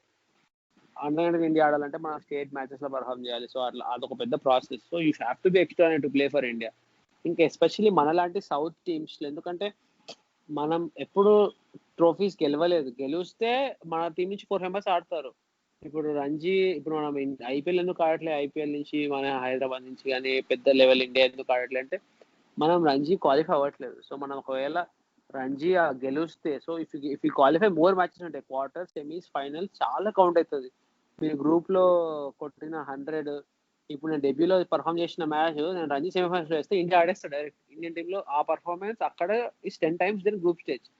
సో ఏ లెవెల్ అన్నా ఇండియా ఆడాలన్నా ఐపీఎల్ ఆడాలన్నా ఎస్పెషల్లీ ఒక టీమ్ స్పోర్ట్ లో మన ఇండియాలో మనం కంపల్సరీ క్వాలిఫై అవ్వాల్సిందే. మనం ఆ నాకౌట్స్ ఆడాల్సిందే, క్వార్టర్స్ కానీ సెమీస్ కానీ ఫైనల్స్ కానీ కంపల్సరీ. ఈ పాయింట్ చెప్తున్నావు కదా, అప్పుడు సిరాజ్ కూడా నీకు అట్లా నీకు మొహమ్మద్ సిరాజ్ అప్పుడు ఇండియా కాదు కానీ ఐపీఎల్ సెలెక్టెడ్ ఫస్ట్. తను ప్రామినెన్స్ లోకి వచ్చింది అప్పుడే కదా, అప్పుడు హైదరాబాద్ సెమీఫైనల్స్ కి వెళ్ళింది రంజీ ట్రోఫీలో అప్పుడు. ముంబైతో 5 వికెట్స్ ఇస్తాడు. కానీ ఆయన ఏంటంటే నాకు భరత్ అనేటువంటి దేవుడి లాగా ఉండే. అసలు హైదరాబాద్ కి ఇప్పుడు బౌలింగ్ కోచే లేకుండే. ఆ ఇయర్ 3 ఫాస్ట్ బౌలర్స్ 100 వికెట్స్ తీశారు because all thanks to Bharat sir. And ఆ ఇయర్ కూడా మీరు చూస్తే హైదరాబాద్ ఆర్సీబీ సిరాజ్ కి బెట్టింగ్ చేసి, వేరే టీం ఎవరికి తెలియదు సిరాజ్ ఎవరో. But Bharat sir already RCB bowling కి కోచ్ ఉండే కాబట్టి చెప్పారు, నువ్వు బాగా పర్ఫామ్ చేసావు రంజీలో కాబట్టి నేను తీసుకుంటాను, ఆర్సీబీకి మాట ఇచ్చారు సిరాజ్ కి. బట్ మన లక్ష్మణ్ సార్ కూడా ఈక్వల్ గా హైదరాబాద్ కూడా తీసుకోవాలి, బాగా పర్ఫామ్ చేశాడని చెప్పి అలా ఇద్దరు బిడ్డింగ్ లకి వెళ్ళింది. బట్ ఇఫ్ యూ సీ అదే మీరు చెప్పింది కరెక్ట్. ఇప్పుడు ఆ ఇయర్ మనం సెమీస్కి వెళ్ళాం కాబట్టి ఎక్కువ మ్యాచెస్ వస్తుంది. సో మీరు ఎక్కువ క్వార్టర్ సెమీస్కి వెళ్ళినప్పుడు చాలా సెలెక్టర్స్ చూస్తారు. సో అది చాలా ఇంపార్టెంట్. నువ్వు అన్నట్టుగానే ఫస్ట్ క్లాస్ గేమ్ లో మనం ఆడేటప్పుడు ఉండే మెంటల్ ఛాలెంజెస్ కానీ ఇవన్నీ ఒక రకంగా ఉంటే, T20 క్రికెట్ లో కూడా ఉండే ఛాలెంజెస్ డిఫరెంట్ గా ఉంటాయి. సో చూసుకుంటే అట్లీస్ట్ ఈ లాస్ట్ ఇయర్ నువ్వు ఆడిన లైక్ T20s ఇవన్నీ కూడా నిన్ను కొంచెం డిఫరెంట్ రోల్స్ లో యూస్ చేశారు. హైదరాబాద్ చూస్తే కొన్ని మ్యాచెస్ లో ఫ్లోటర్ గా, కొన్ని మ్యాచెస్ లో మిడిల్ ఆర్డర్ లో అట్లాగా, కొన్ని మ్యాచెస్ లో ఆల్మోస్ట్ ప్రతి మ్యాచ్ లో బౌలింగ్ వేసావు నువ్వు మినిమం 3 to 4 hours అట్లాగా. సో లైక్ ఈ ఫార్మాట్ స్విచ్ అది ఉన్నప్పుడు ఫస్ట్ క్లాస్ కి T20s కి what are all the different kind of challenges you guys deal with? T20 అనేసరికి షార్ట్ ఫార్మాట్, ఇంకా బౌలింగ్ ఆస్పెక్ట్ లో వస్తే డేస్ లో అయితే లెంత్ వేస్తాం కూడా T20లో ఆ లెంత్ వేసి 6 కొడతారు. సో చాలా డిఫరెంట్. సో మనం చాలా వేరియేషన్స్ వస్తాయి. అండ్ T20లో డాట్ బాల్ వికెట్ లాగా, so every ball you are focusing to take dot ball. Test లో ఎవ్రీ బాల్ వికెట్ కోసం వేస్తాం, T20లో డాట్ బాల్స్ కోసం వేస్తాం.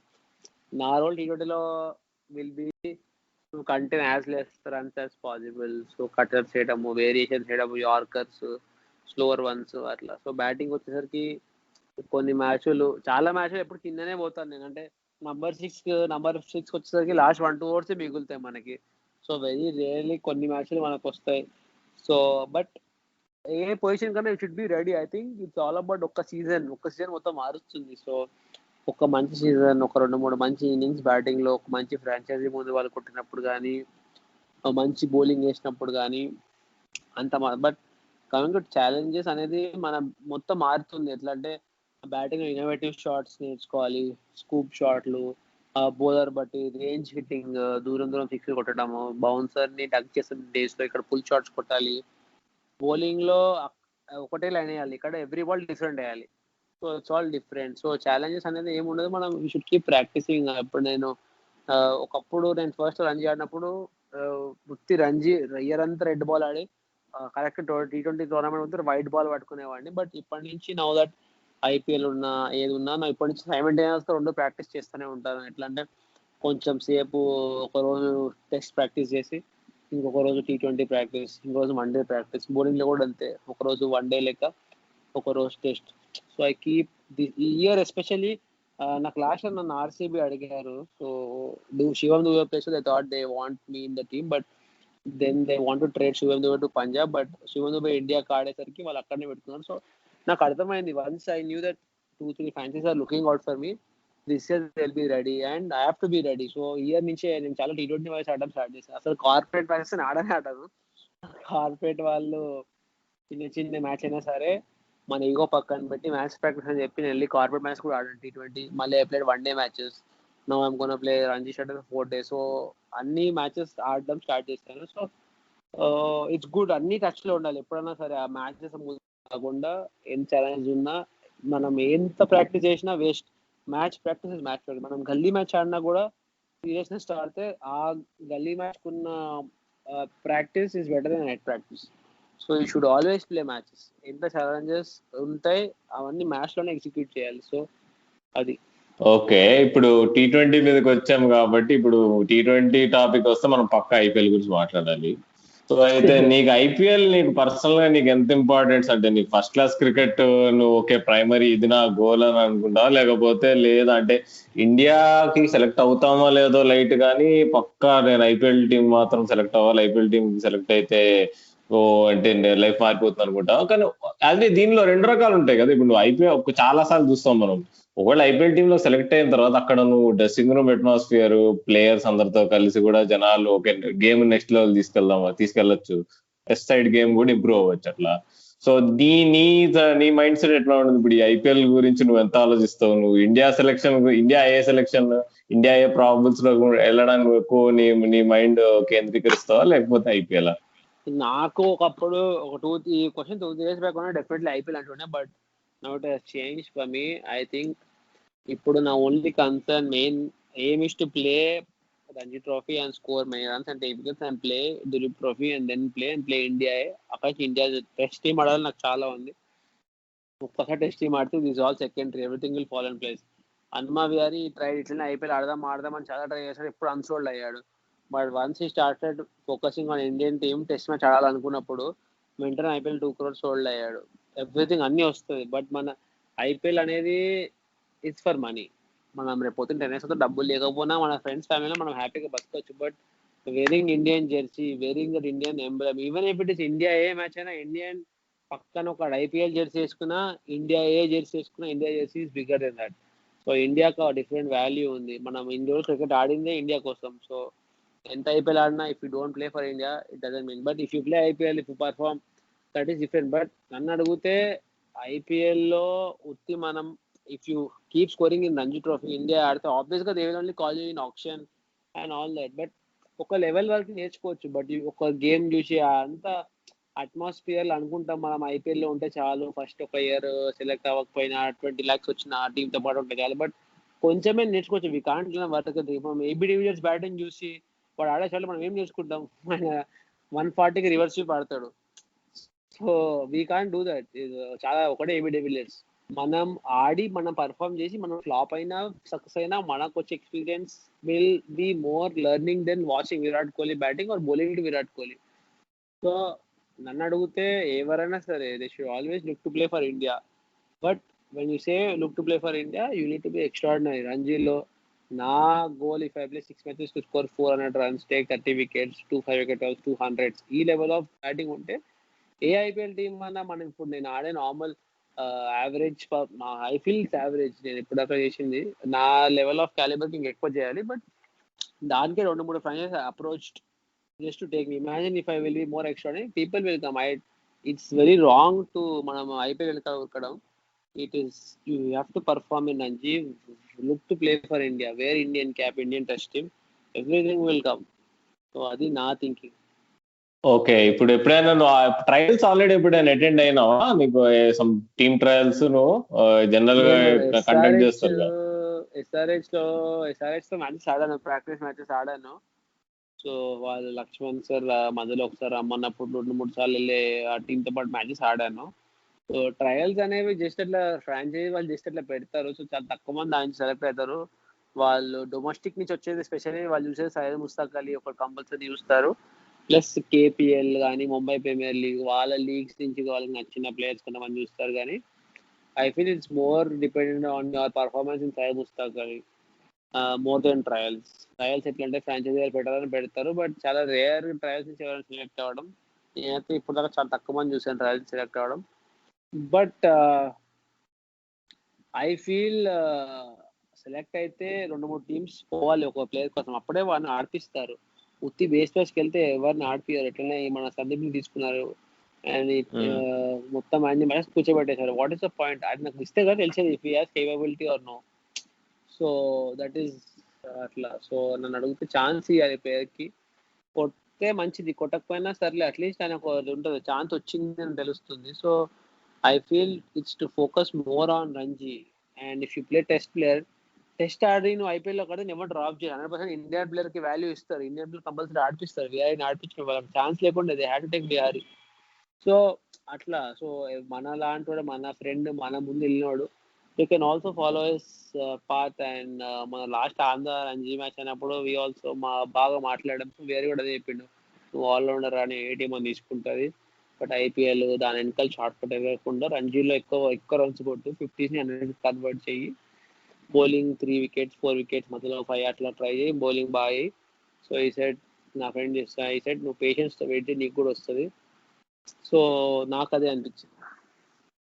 సో నువ్వు ఎప్పుడైనా అంటే ఇది ఇప్పుడు కొంతమంది ఉంటారు, ఇప్పుడు ఐపీఎల్ కరెంట్ మొన్న సీజన్ లో చూసుకుంటే రాహుల్ తెవాతే చూసుకుంటే రెగ్యులర్ ఫస్ట్ క్లాస్ క్రికెట్ ఆడాడు. నీకు వరుణ్ చక్రవర్తి కూడా అసలు ఇప్పుడు ఫస్ట్ క్లాస్ గేమే ఆడలే అనుకుంటా.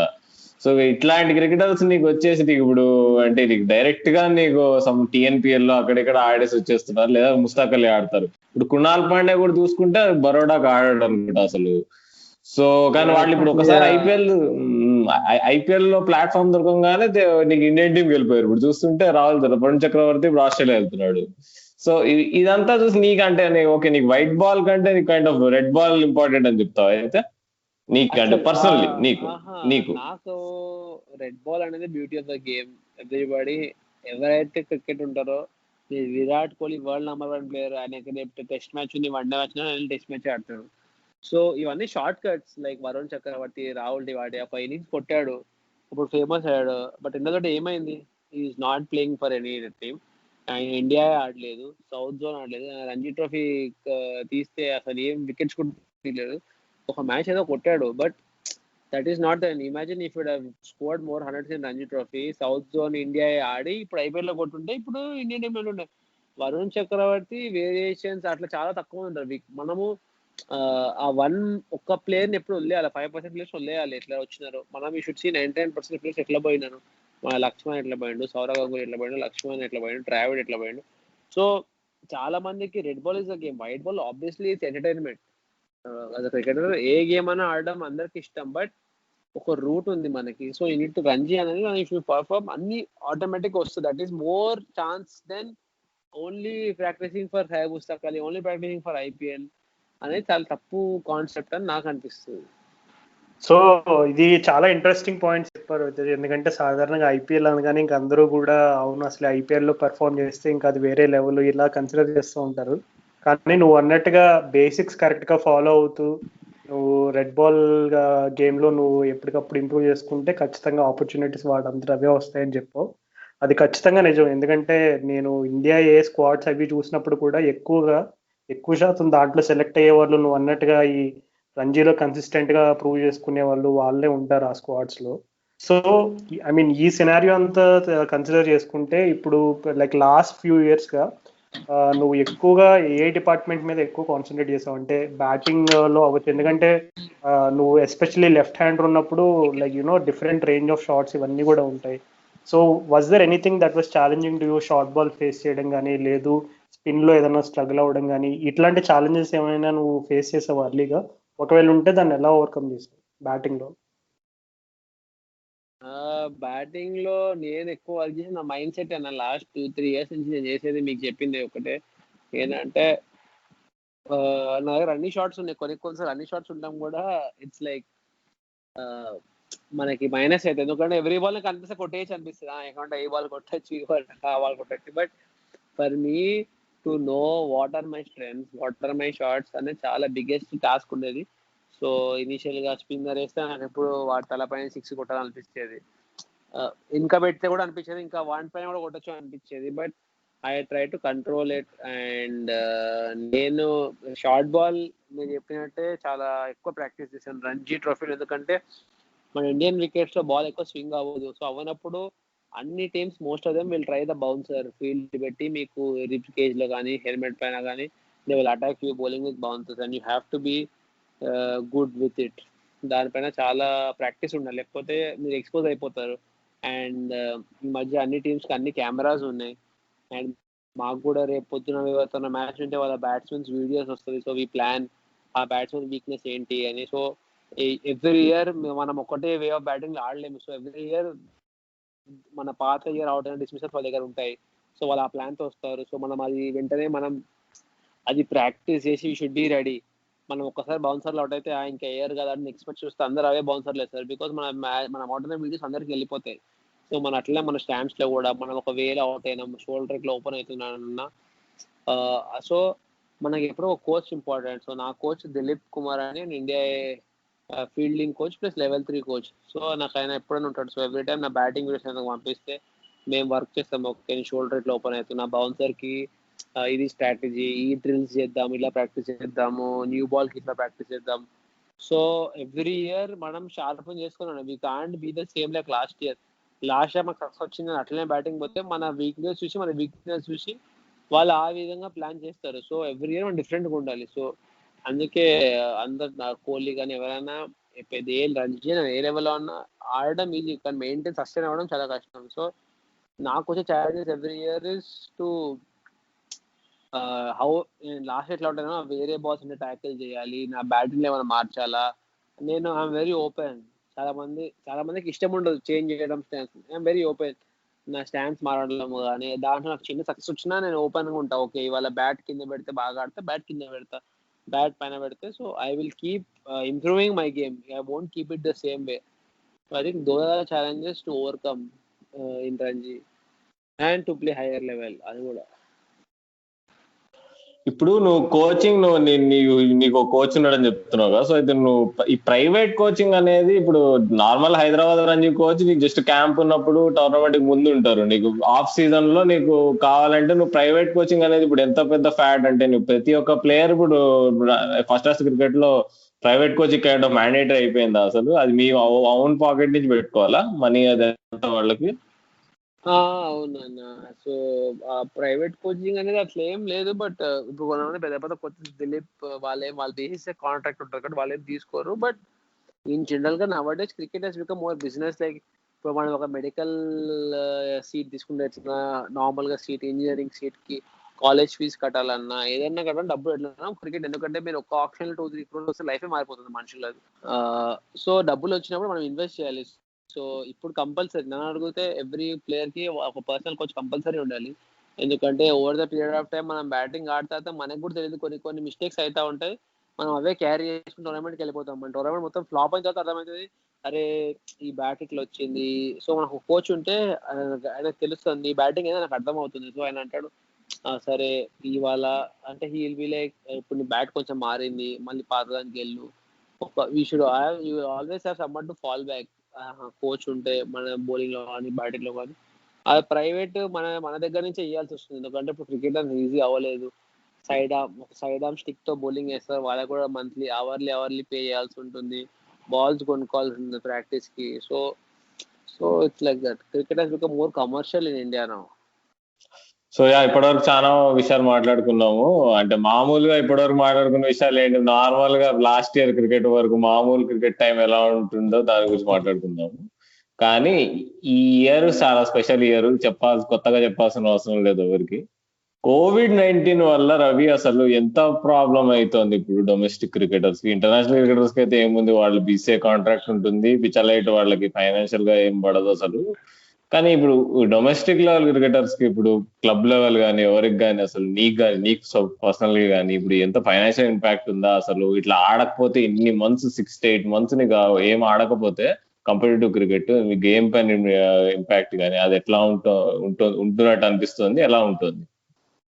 బేసికలీ చాలా ఇంపాక్ట్ ఉంటుంది, ఎస్పెషల్లీ రంజీ క్రికెటర్స్ కానీ క్లబ్ క్రికెటర్స్ కానీ. ఎందుకంటే మాకు డబ్బులు ఎక్కడి నుంచి అయితే రావట్లేదు, అండ్ వాళ్ళకి చాలా easy because IPL franchises pay చేస్తుంది, బీసీసీఐ కాంట్రాక్ట్ పే చేస్తుంది, and it is more challenging for us being a Ranji player or people who haven't played Ranji. వాళ్ళకి ఎందుకంటే అట్ దిస్ టైం అసలు రంజీ ట్రోఫీ కూడా డౌట్ఫుల్ ఉందా లేదా అని అప్పట్లో ఉండేది, and to work for a goal which is not there to be played, it is అంటే అది చాలా కష్టం మనకి. ఎందుకంటే ఆ టైంలో కష్టపడడం, ఇప్పుడు మీకు సీజన్ ఉందా, రంజీ సీజన్ ఉందని తెలిస్తే దానికి కష్టపడడం ఓకే, బట్ మీకు అది ఉందో లేదో కూడా తెలియదు. దానిపైన మీకు డబ్బులు కూడా మీరు ఇన్వెస్ట్ చేయాలి, మీ క్యాంప్లో కానీ, మీ ట్రైనింగ్లో కానీ, మీ న్యూట్రిషన్లో కానీ.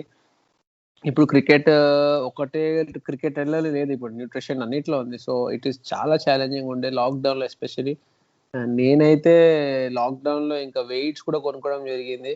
నా లాస్ట్ ఇయర్ వచ్చిన రంజీ డబ్బులతో ఒక 40,000 50,000 పెట్టి కెటిల్ బెల్, డంబెల్స్, మ్యాట్ అవన్నీ చేసుకొని ఇంట్లోనే వర్కౌట్ చేయడం కానీ, ఓయూలో రన్నింగ్ చేయడం కానీ. So but hats off to all the Ranji players because India players, IPL players వాళ్ళకి తెలుసు వాళ్ళ ఇండియా ఇంటర్నేషనల్ మ్యాచ్ అవుతుందని, ఐపీఎల్ అవుతుందని తెలుసు. ఒక గోల్ అవుతున్నప్పుడు చేయడం చాలా ఈజీ, బట్ ఒక గోల్ మనకు అవుతుందా అవ్వదా అన్న టైంలో ఇంకా కష్టపడి దానికోసం చేయడం అనేది చాలా గ్రేట్. సో నాకనే కదా, ఎవరైతే అందరూ ఇప్పటికీ లాక్డౌన్లో కష్టపడి ప్రాక్టీస్ చేసిన, coming to financial problem definitely ఉంటుంది, బట్ నేను ముందు చెప్పాను అట్లనే ఇది కూడా ఇన్వెస్ట్మెంట్ అనొచ్చు, లేదన్నా ఇది మన లైఫ్. ఇంకా ఇప్పుడు మన బిజినెస్ బాగాలేనప్పుడు మనం ఇట్లా లోన్ తీసుకొని ఎట్లా మళ్ళీ చేస్తామో, ఇది ఈదర్ వే, బికాస్ మనకు ఆప్షన్ లేదు ఇక్కడ టు థింక్ దట్ డబ్బులు రావట్లేదు ఏం ప్రాక్టీస్ చేయాలి. మనకు వచ్చిన డబ్బులతో సేవ్ చేసుకొని చేయాల్సిందే, ముందుకు వెళ్ళాల్సిందే. బికాస్ సడన్ గా స్టార్ట్ అయినప్పుడు మనం రెడీ లేకపోయి ఉంటే ఒక ఇయర్ వేస్ట్ అయిపోతుంది. సో ఉన్నా లేకపోయినా మనం రిటైర్ అయ్యేంత వరకు this are duty to work hard every day no matter what అని నేను అనుకుంటా. సో ఇప్పుడు ఇదొక ఆస్పెక్ట్ అయితే, ఇప్పుడు సడన్ గా స్టార్ట్ అయిన తర్వాత ఇమ్మీడియట్ ఇంజురీస్ కూడా అవుతాయి. ఇప్పుడు మనం ఐపీఎల్ లో కూడా చూసుకుంటే అసలు బాగా అసలు సగం ప్లేయర్స్ అందరికి హామ్స్ట్రింగ్లు అసలు గయ్యిపోయినాయి, పీకినాయి అసలు మొత్తము. సో అది నువ్వు ఇప్పుడు లాక్డౌన్ అంతా అయిపోయి ఒక లాస్ట్ 1 month నుంచి కొద్దిగా నువ్వు క్లబ్ మ్యాచెస్ కూడా ఆడడం స్టార్ట్ చేసినట్టున్నావు కదా. సో నీకు ఎట్లా అనిపిస్తుంది సడన్ గా ఆడుతుంటే? సడన్ గా ఇప్పుడు నీకు మరి ఇంజురీస్ ఏమైనా నిగల్స్ గా ఏమైనా వస్తున్నాయా, లేకపోతే are you fine right now? నాకు కూడా ఉండేది లాక్డౌన్ లో కొన్ని 2-3 months స్టార్ట్ చేసినప్పుడు కొంచెం నా యాంకిల్ ఇష్యూ ఉండేది. బట్ ఒక్కటి చెప్తాను, ఏదన్నా లైఫ్ లో క్రికెటర్ ఎస్పెషలీ ఫాస్ట్ బౌలర్ అయితే ఎవ్రీ మ్యాచ్ మీరు రిటైర్ అయ్యేంత వరకు మీకు ఏదో ఒక పెయిన్ తోనే ఆడతారు. మీరు వితౌట్ పెయిన్ ఏ ఫాస్ట్ బౌలర్ ఇవాళ రాసిన పేపర్ పైన ఎవరు ఆడరు. సో ఇంజురీ అనేది part and parcel of cricket. But అదే కదా మనకు తెలుస్తుంది. ఇప్పుడు మీరు షమీ చూడండి, షమీ ఆయన ఫామ్ హౌస్ లో వికెట్ వేయించుకున్నాడు, ఫామ్ హౌస్ లో టర్ఫ్ వికెట్ వేయించుకొని బౌలింగ్ చేశాడు. Shami best bowler, like T20 recent గా అందరూ ఇండియన్ బౌలర్ బెస్ట్ బౌలింగ్ చేసింది షమీ. ఎందుకు? ఆయనకు హార్డ్ వర్క్. బుమ్రా ఉన్నాడు, బుమ్రా కూడా వాళ్ళ ఇంట్లో థ్రెడ్మిల్ పై ఉరకడం వీడియోస్ కానీ అవన్నీ. సో అందరికీ ఉన్నది. So you should be ready అండి. మనం ఎక్స్క్యూజెస్ ఇయ్యలేము. బట్ కమింగ్ టు ఇంజురీస్, నేనైతే చెప్తాను, ఎవరైనా సరే క్రికెట్ ఆపేంత వరకు ఎనీ ఫాస్ట్ బౌలర్ కి ఏదో ఒక ఇంజురీతో నిగ్గులతో కంపల్సరీ ఎవ్రీ మ్యాచ్ ఆడతామండి. ఏ నిగ్గులు లేకుండా అయితే ఆడే ఛాన్సే లేదు, అదైతే కన్ఫర్మ్. సో ఇప్పుడు నీ కెరియర్ లో నీకు ఎప్పుడైనా అసలు గట్టి ఇంజురీ ఏదైనా అయింది అసలు? నీకు ఏమైనా కెరియర్ థ్రెటనింగ్? ఇప్పుడు చాలా మందికి అబ్జర్వ్ చేస్తాం, యంగ్ ఏజ్ లో fast bowlers normal stress fractures అయితే 18 years 19 years ఏజ్ లోనే. అప్పుడే కొంతమంది కెరియర్ ఖతం అయిపోతాయి చూస్తాయి అసలు. ఇప్పుడు నేను నా సొంత ఎక్స్పీరియన్స్ చిన్నది ఏంటంటే, లాస్ట్ ఇయర్ నేను ఇంటి దగ్గర క్రికెట్ ఆడుతుంటే నా షోల్డర్ టేర్ అయింది. ఇంకా 1 year అవుతుంది, నేను కాన్ఫిడెంట్ గా బౌలింగ్ వేయలేదు. సో అట్లా అంటే ఇంత కష్టమా, నేను ఏదో టైం పాస్ కాడేటువంటి ఒక చిన్న టైర్ అయితేనే నాకు ఇంత బాధగా ఉంది 1 year నుంచి. అలాంటిది అసలు నీ ఎక్స్పీరియన్స్ లో ఏదైనా పెద్ద ఇంజురీ అయిందా? అయింది. నా అండర్ 19 అప్పుడు, అందుకే అది కూడా ఒక ఫ్యాక్టర్. నాకు అప్పుడు ఆస్టియాటిస్ ప్యూబిస్ అది గ్రాయిన్ దగ్గర ఉంటది. సో చాలా మంది ఫాస్ట్ బౌలర్స్ కెరియరే అయిపోతుంది దానివల్ల. ఆస్టియాటిస్ ప్యూబిస్ అనేది చాలా డెలికేట్ ఇంజురీ. అది దానివల్ల నేను అన్ని చోట్ల వెళ్ళిన ఎక్కడ తగ్గలేదు.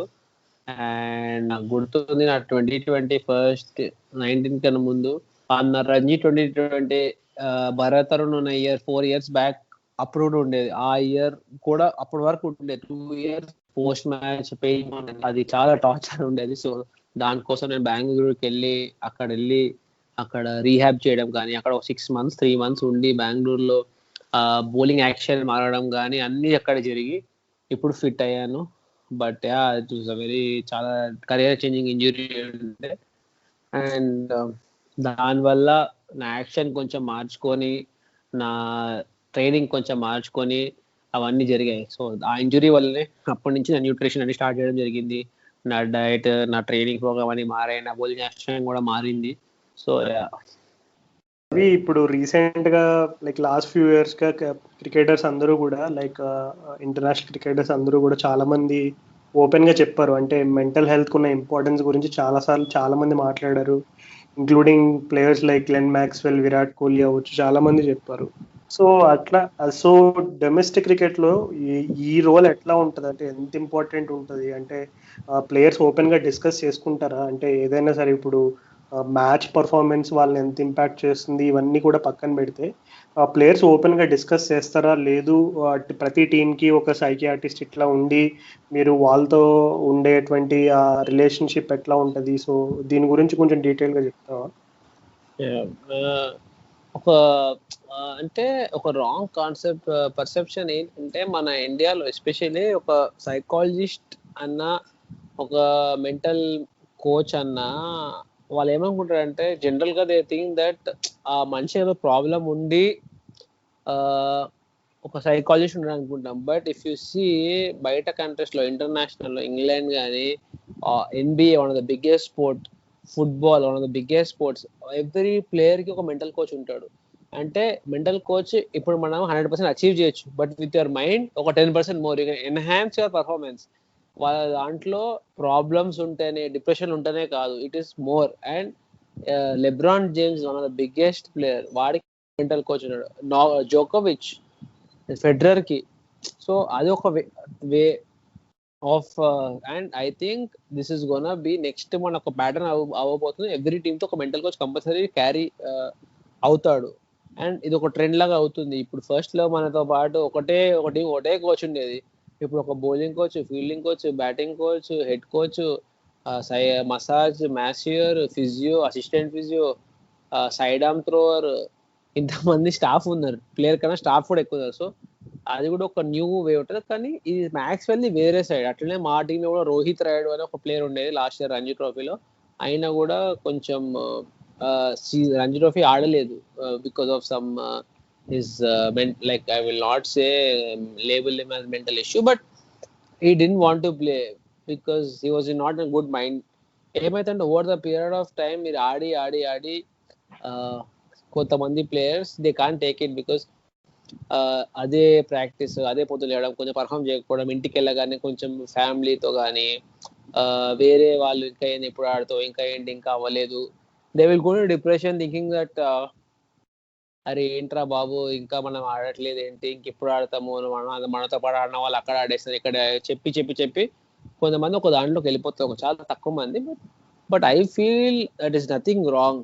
I feel every cricketer if we can afford should have a mental coach because it will enhance your performance. అంటే మన పర్ఫార్మెన్స్ ని ఇంకా 10 రెట్లు ఎక్కువ తీసుకుపోతుంది. ఎట్లా అంటే కొన్ని టఫ్ సిచ్యువేషన్ ఎట్లా హ్యాండిల్ చేయాలి. ఇప్పుడు ఫ్యామిలీ సిచ్యువేషన్స్ ఉన్నాయి, మన ఇంట్లో మనం సరిగా రన్లు కొట్టేటప్పుడు, మన ఇంట్లో వాళ్ళు మనని అన్నప్పుడు కానీ, వేరే వాళ్ళు అవన్నీ మనం పట్టించుకోకుండా, ఒక రేపు పొద్దున మీరు ఫీల్డింగ్కి వెళ్ళినప్పుడు 1000 మంది 100 మంది ఫీల్డింగ్కి వెళ్ళినప్పుడు వెనకాల నుంచి అరుస్తూ ఉంటారు. అవన్నీ పట్టించుకోకుండా మనం ఫీల్డింగ్ లో ఫోకస్ చేయడానికి అన్నిటికీ అవసరం.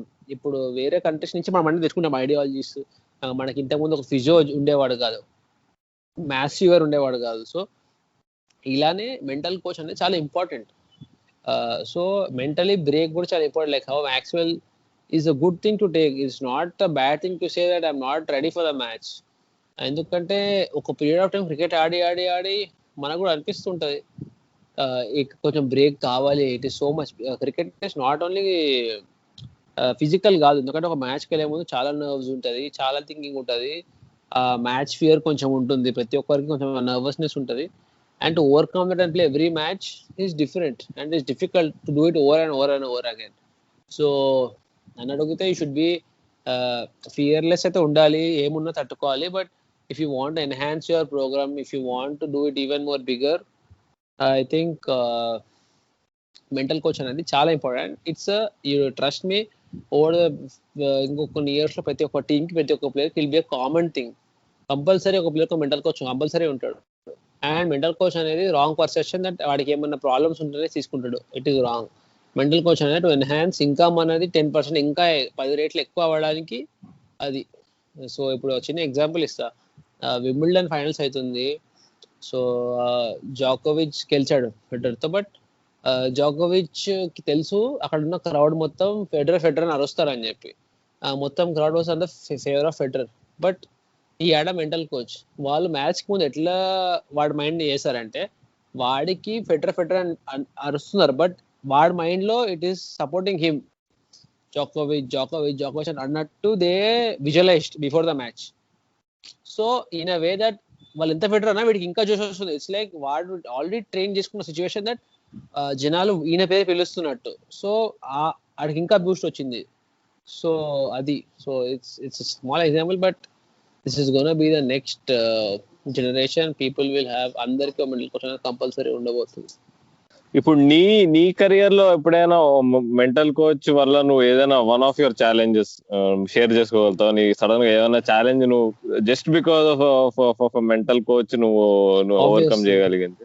ఒక మెంటల్ కోచ్ అనేది మనకు ఒక ప్యాటర్న్ డెవలప్ అవుతుంది బ్యాటింగ్ లో. ఓకే, ఇప్పుడు ఒక ప్యాటర్న్ థింకింగ్ అనేది మన దాంట్లో వస్తుంది. నాకు ఇప్పుడు చాలా నేను బ్యాటింగ్ వెళ్ళగానే నా మైండ్ ఫస్ట్ ఇప్పుడు గోల్ ఏంటి, ఇన్ఫర్మేషన్ అంటే వికెట్ స్లో ఉంది, ఫాస్ట్ బౌలర్ వేస్తున్నాడు, బాల్ లోపల్ స్వింగ్ అవుతుంది, ఆ ఫీల్డ్ 2 స్లిప్లు ఉన్నాయి, ఒక గల్లీ ఉంది, ఒక క్యాచింగ్ ఉంది, స్ట్రాటజీ ఏంటి, ఒక లోపల వేస్తున్నాడు కాబట్టి ఫస్ట్ కొంచెం స్ట్రైట్ ఆడాలి, అక్రాస్ వద్దు, వికెట్ స్లో ఉంది, డ్రైవ్ ఆడద్దు, గాల్లో పోతుంది.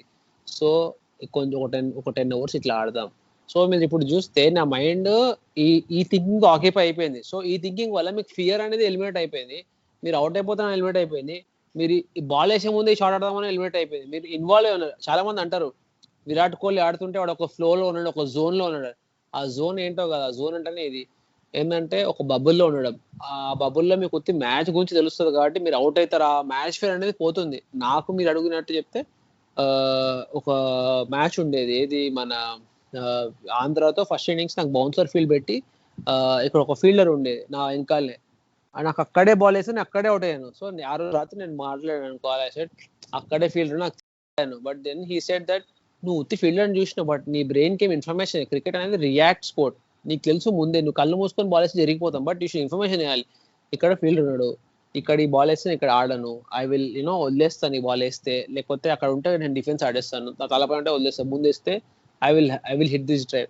మీరు జస్ట్ ఒక కంప్యూటర్ టైప్ మన మైండ్ అనేది, దానికి కరెక్ట్ ఇన్ఫర్మేషన్ ఇస్తే, మీరు బ్లాంక్ ఉంటే క్లియర్ గా మనం రియాక్ట్ అవుతాం బాల్ కి. So it is very important to have in everything.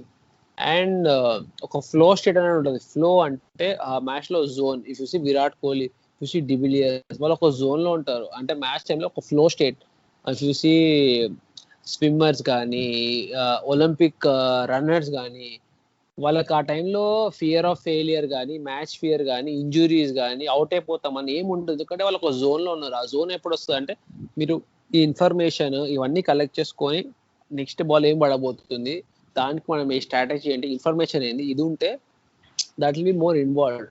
So I feel compulsory మనకు కావాలి. And me normal daily life కూడా మీ మైండ్ సెట్ మారిపోతుంది. సో మీ కంఫర్ట్ జోన్ నుంచి బయటకు వస్తారు. ఇప్పుడు నాకు ఒక మ్యాచ్, నాకు ఫీవర్ మన మైండ్ ఎప్పుడు కంఫర్ట్ జోన్ కి ఆలోచిస్తూ ఉంటుంది. మీరు మార్నింగ్ లేగానే ఎలబోద్ది కాదు జనరల్ గా, వింటర్ టైం పడుకోబోయేది, అది మన కంఫర్ట్ జోన్. బట్ నీ మైండ్ ట్రైనింగ్ అవుతుంది. ఎట్లా అంటే ఇప్పుడు నీకు పడుకోవాలి నీ కంఫర్ట్ జోన్, బట్ నీ కంఫర్ట్ జోన్ నుంచి బయటికి రావడం ఏంటి, లేచి వెళ్ళి ప్రాక్టీస్ చేయడం నీ కంఫర్ట్ జోన్ బయట. సో నువ్వు లేవాలి. సో అది మీ మైండ్ ట్రైన్ చేస్తుంది. మ్యాచ్ చూసినప్పుడు మీరు డీహైడ్రేట్ అయిపోయినప్పుడు, విరాట్ కోహ్లీకి స్టిచెస్ పడ్డాయి చేపైన, అప్పుడు వాడు ఎట్లా ఆడినాడు, బికాస్ ఆడు కంఫర్ట్ జోన్ ఏంది, ఆ రోజు మ్యాచ్ రెస్ట్ తీసుకోవచ్చు, కానీ ఆడు కంఫర్ట్ జోన్ నుంచి బయటకు వచ్చి 100 కొట్టిండు ఆ స్టిచెస్ తో. సో ఒక లెవెల్ వరకు స్కిల్ అంతా సేమ్ ఉంటుంది, but to overcome that you need to have a mental coach and you should overcome your mental fear and everything. So అదే అనిపించింది నాకు తెలిసి నువ్వు చెప్పిన విషయాలకి పర్ఫెక్ట్ ఎగ్జాంపుల్ కేన్ విలియమ్సన్ అనుకుంటా.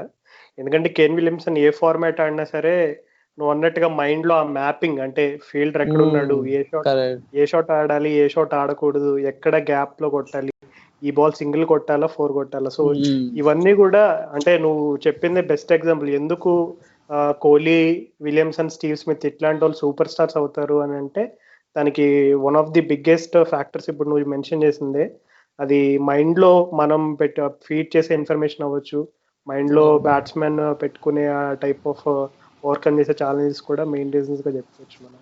కరెక్ట్. ఎందుకంటే మీరు చూస్తే కేన్ విలియమ్సన్ ఎప్పుడు బిజీ ఉంటాడు. సో ఆ బిజీ నథింగ్. ఒక్కసారి మనం ఇప్పుడు మీకు జనరల్ గా మీరు బ్యాటింగ్కి వెళ్ళాలనుకో మనకు చాలా థాట్స్ వస్తాయి.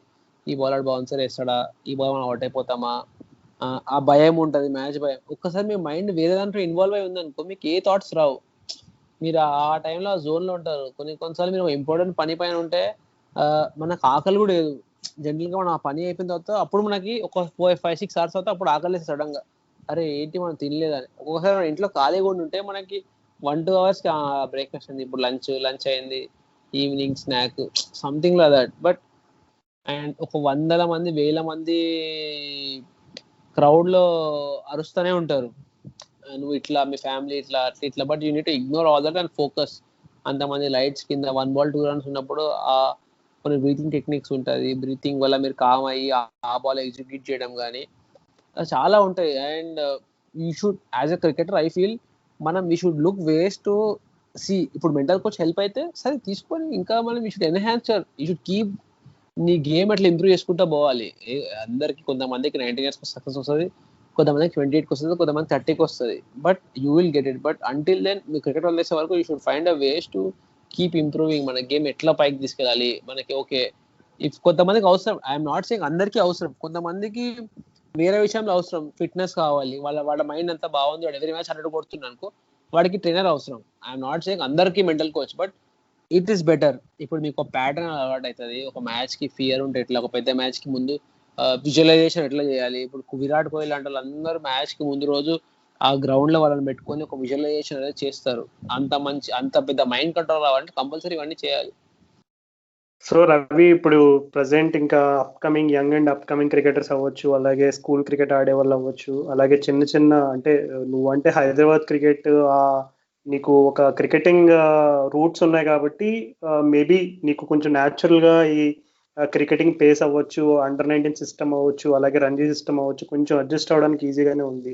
కొంచెం బాగా రిమోట్ ప్లేస్లో ఉండి క్రికెట్ అంటే బాగా ప్యాషన్ ఉండే వాళ్ళు అవ్వచ్చు, అట్లాగే ఇంకా స్కూల్కి వెళ్ళే ఇంకా అబ్బాయిలు అమ్మాయిలు ఎవరైనా అవ్వచ్చు. సో ఇలాంటి వాళ్ళందరికీ if there is something that you want to say, what is it? Definitely నా అడ్వైస్ ఒక్కటి ఏంటంటే, మీరు ఎక్కడన్నా ఎంత రిమోట్ ప్లేస్ అయినా ఇక్కడ ఉన్నా మీకు టాలెంట్ అనిపిస్తే, మీకు ఆ క్రికెట్ అనే ప్యాషన్ ఉంటే ఎప్పుడు వదలొద్దు. ఎందుకంటే మీరు ఎంత లైఫ్ తర్వాత మళ్ళీ కూర్చొని క్రికెట్ మ్యాచ్ టీవీ వచ్చిన తర్వాత ఎప్పుడు ఫీల్ అవ్వద్దు ఏంటంటే అరే నేను ఆడేవాడినేమో అని. ఉన్నప్పుడు మీ షుడ్ గివ్ ఎవ్రీథింగ్. చిన్న పిల్లలకి ఒక్కటే అడ్వైస్ ఏమిటంటే క్రికెట్ ని ఎంజాయ్ చేయండి. చిన్నప్పటి నుంచే ఇన్ని లేయర్ చేసుకోకండి. ఇప్పుడు నేను 13 అయిపోయాను, 15 లో రంజీ ఆడాలి, 17 లో అండర్-19 ఆడాలి, 19 లో ఐపీఎల్ ఆడాలి. ఇవన్నీ గోల్స్. ప్రాసెస్ పెట్టుకోండి. ఎవ్రీడే ఒక రోజు ఎవ్రీడే ప్రాక్టీస్కి వెళ్ళడం, ఎవ్రీడే. నేను చిన్నగా ఉన్న వాళ్ళకి ఎస్పెషల్లీ యంగర్ కిడ్స్కి ఏం అడ్వైస్ అంటే క్రికెటే కాకుండా క్రికెట్ తో పాటు వేరే స్పోర్ట్స్ కూడా ఆడండి.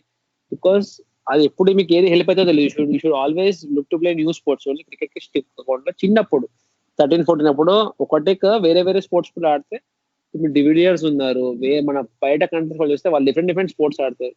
సో మైండ్ కూడా మీకు డిఫరెంట్ దాంట్లో కొంచెం అది ఒక వేరే రిలాక్సేషన్ లాగా ఉంటుంది.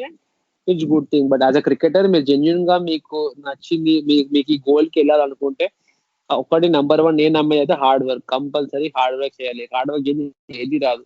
మీరు ఎక్కడైనా ఉండండి, ఎక్కడన్నా రిమోట్ ప్లేస్ ఉండండి, ఎక్కడైనా మీకు నిజంగా నమ్మకం ఉంటే అన్ని వదిలి ఇక్కడ వచ్చి కష్టపడి చేస్తే ఏదైనా అవుతుంది. నన్ను అడిగితే కొంతమంది టాలెంట్ ఉంటుంది. Every journey is different. ఇప్పుడు Messi different, Messi born with football అంటారు. రొనాల్డో అందరు వెళ్ళిపోయిన తర్వాత కూడా ట్రైనింగ్ లో ఇంకా 2 అవర్స్ ఉండి ఇంకా కష్టపడి ఇంకా పైకి వచ్చాడు. సో మీ ఇష్టం. You can be Messi, you can be Ronaldo, anything. But cricket లో ఏంటంటే కష్టపడాలి, మన ప్యాషన్ ఎప్పుడు వదలొద్దు, ఇంకా హోప్స్ ఎప్పుడు వదలొద్దు. మీరు 24 కానీ 25 కానీ 26 కానీ 27 28 అయినా సరే. కేదార్ జాదవ్ 29 లో ఆడాడు, మైకల్ అసి 29 లో ఆడాడు. సో ఇమ్రాన్ తయార్ 42 ఇయర్స్ వరకు ఆడుతున్నాడు. సో మీరు రంజీ ట్రోఫీ ఆడినా కానీ, స్టేట్ లెవెల్ ఆడినా, స్కూల్ క్రికెట్ ఆడినా, ఎప్పుడైనా మీరు దాన్ని ఎప్పుడు వదలకుండా, డిసప్పాయింట్ అవ్వకుండా, మీ ఫెయిలియర్స్ ని హార్ట్ తీసుకోకుండా దాన్ని మీరు పాజిటివ్ తీసుకొని ఎలా ముందుకు వెళ్తారో అది ఇంపార్టెంట్. అండ్ ఎప్పుడు బర్డెన్ వేసుకోకండి. నేను ఆడాలి ఫ్యామిలీ కోసం, అందరూ ఆడాలి, బట్ ఎంజాయ్ చేయడం మర్చిపోద్దు. గేమ్ ఇది ఒక గేమ్, దాన్ని మీరు ఎంజాయ్ చేయాలి. ఎవ్రీడే హ్యాపీనెస్ ఉండాలి మీకు. మీరు ఒక ఆఫీస్ లాగా, ఒక జాబ్ లాగా అబ్బాయి వాళ్ళని పోవాలి ప్రాక్టీస్ కంటే మీరు ఎప్పుడు పైకి రాలేదు. మీకు లోపల నుంచి రావాలి, మీకు ఎంజాయ్మెంట్ రావాలి. ఇవాళ నా అంత నేనే పొద్దున్న లేసి పోవాలి అనేది ఒకటి రావాలి. And to all the budding cricketers, ఒక్కటి మెయిన్ థింగ్ అంటే ఫిట్నెస్ ఇస్ వెరీ ఇంపార్టెంట్. నన్ను అడిగితే ఇప్పుడున్న జనరేషన్ లో ఫిట్నెస్ చాలా important. And nutrition is very important. మనం అనుకుంటాం క్రికెట్ అదే కదా, ఎంత తిన్నా ఏం కాదు, మ్యాచ్ లో ఉరికితే బర్న్ అయిపోతుంది క్యాలరీస్, అది తప్పు. మనము మనము మనతో కంపేర్ చేసుకోవద్దు. వరల్డ్ నెంబర్ విరాట్ కోహ్లీ లాంటి ఇవాళ ఆయన బిర్యానీ తిన్నా, స్వీట్ డిన్నర్ రేపు 100 కొడతాడు. కానీ అతను అన్ని సాక్రిఫైస్ చేసి అన్ని ఏం తినకుండా ఇండియా కోసం ఆడి వరల్డ్ నెంబర్ ఉన్నప్పుడు మనం అసలు ఏమీ కాదు. సో ఫుడ్ కొంచెం కంట్రోల్ చేసి, ఫిట్నెస్ చాలా ఇంపార్టెంట్. అండ్ మీరు బ్యాట్స్మెన్, ఓన్లీ బ్యాట్స్మెన్ అయితే ఫీల్డింగ్ లో ఎక్స్ట్రాడనరీ ఉండాలి. ఒకవేళ ఫీల్డింగ్ లో లేకపోతే బ్యాటింగ్ బౌలింగ్ 2 చేయాలి. సో ఈ జనరేషన్, నెక్స్ట్ జనరేషన్ వచ్చే వాళ్ళకి బ్యాటింగ్ అన్న బౌలింగ్ అన్న ఏదైనా 2 డిపార్ట్మెంట్స్ లో ఖచ్చితంగా కాంట్రిబ్యూట్ చేయాలి. Fitness number 1 priority, nutrition also is number 1 priority. And keep dedicated to cricket. With that even studies. And అసలు ఒక రీజన్ చెప్పొద్దు ఏంటంటే క్రికెట్ ఆడే స్టడీస్ చేయను. Studies also is important. ఎందుకంటే పొద్దున మీరు ఒక మంచి లెవెల్ ఆడితే మీకు ఇన్కమ్ ట్యాక్స్ ఇన్స్పెక్టర్ కానీ, వేరే దాంట్లో జాబ్ కానీ, ఒక ప్లాన్ బి అనేది ఉంటుంది. మీరు క్రికెట్ ఆడినందుకు మీకు ఫాల్ బ్యాక్ అవడానికి ఏదో ఒకటి ఉంటుంది. ఎస్పెషల్లీ కొంచెం లెస్ ఫైనాన్షియల్ ఉన్న వాళ్ళకి కానీ, కింద వాళ్ళకి కానీ ఒక లైఫ్ అనేది ఇస్తుంది. సో స్టడీస్ తో పాటు ఇది కూడా చాలా ఇంపార్టెంట్. అండ్ గోల్ కోసం ఎప్పుడు you should never give up. Always keep going. ఎన్ని ఫెయిలియర్స్ అయినా, ఎంత మంది డ్రాప్ చేసి, ఎన్ని ఇన్సల్ట్స్ ఉన్నా, అవన్నీ పెట్టుకొని బాధపడకుండా అవన్నీ మనసులో పెట్టుకొని ఇంకా ఇంకా పైకి వచ్చి ఇంకా ముందుకు వెళ్ళాలని నేను అనుకుంటున్నాను. ఎక్సలెంట్ రవి. అసలు ఇంతకంటే మంచి మోటివేషన్ ఎవరికైనా బడ్డింగ్ క్రికెటర్ కి ఉండదు అసలు. Thanks for sharing all this information. ఈ వెల్త్ ఆఫ్ ఇన్ఫర్మేషన్ ఏదైతుందో ఎవరికైనా వినే వాళ్ళకైనా, ఇప్పుడు ఇండియా టీం కాకుండా మామూలు క్రికెటర్స్ నీకు less than India level, IPL level ఎంత కష్టపడతారో, ఎంత ఎఫర్ట్ పెడతారో, నీలాంటి వాళ్ళు ఇప్పుడు 37 రంజీ టీమ్స్ లో ఆడుతున్నారు. 37 రంజీ టీమ్స్ అంటే నీలాంటి ప్లేయర్స్ ఎంతమంది ఉన్నారో చెప్పు. అంటే తెలియదు, యూ డోంట్ నో, అంటే కనిపించరు వాళ్ళంతా. వాళ్ళు పడే కష్టం కానీ ఏది కానీ అంతా నీకు వెనక ఉండిపోతుంది. మేబీ రంజీ ట్రోఫీలో ముంబై, కర్ణాటక ఇట్లాంటి టీమ్స్ లో ఆడే వాళ్ళకి కొంచెం ఎక్కువ కవరేజ్ వస్తుందేమో కానీ, చాలా స్టేట్స్, చాలా టీమ్స్ లో ప్లేయర్స్ కి వాళ్ళు ఏమైపోయారో కూడా ఎవరికి తెలియదు అనమాట. సో అలాంటిదప్పుడు నీలాంటి స్టోరీస్ అందరికి తెలియజేయడం అనేది మా రెస్పాన్సిబిలిటీ బేసిక్ గా. So we are very glad to have you on the show, Ravi. Thanks, my pleasure. So it was lovely talking to you, Ravi. And నేను చెప్పినట్టుగానే నేనైతే నీకు ఒక పర్సనల్ ట్యాగ్ ఇచ్చాను, that you are the crisis man.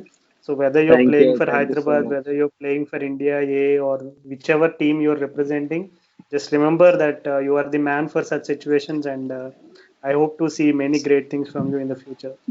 Thank you so much, and I'm so grateful to be part of this show, and you both have been really nice to me. And నాకు కూడా నచ్చింది because everybody, అందరికి ఒక పెద్ద cricketer లైఫే తెలుస్తుంది. Nobody knows what is going through normal Ranji player and వాళ్ళ పడే కష్టాలు.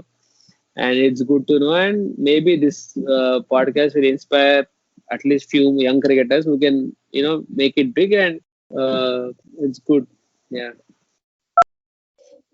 అయితే ఎట్లా ఉండే రాజు అయితే ఇంటర్వ్యూ అసలు విన్న తర్వాత?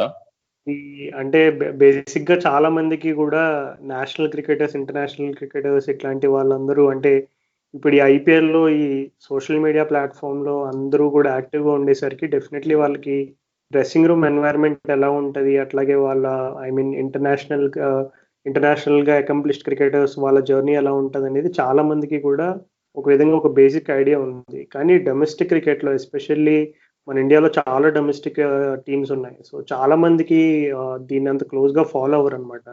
సో అంటే ఒక డొమెస్టిక్ క్రికెటర్స్ పర్స్పెక్టివ్ ఎట్లా ఉంటుంది అంటే వాళ్ళకు ఉండే ఛాలెంజెస్ ఎట్లా ఉంటాయి, వాళ్ళకు ఉండే మెంటల్ ఛాలెంజెస్ అవ్వచ్చు, అలాగే గేమ్లో or within the team వాళ్ళకి ఉండే ఆ యొక్క కాంపిటేటివ్ ఎన్వైరన్మెంట్ అవ్వచ్చు.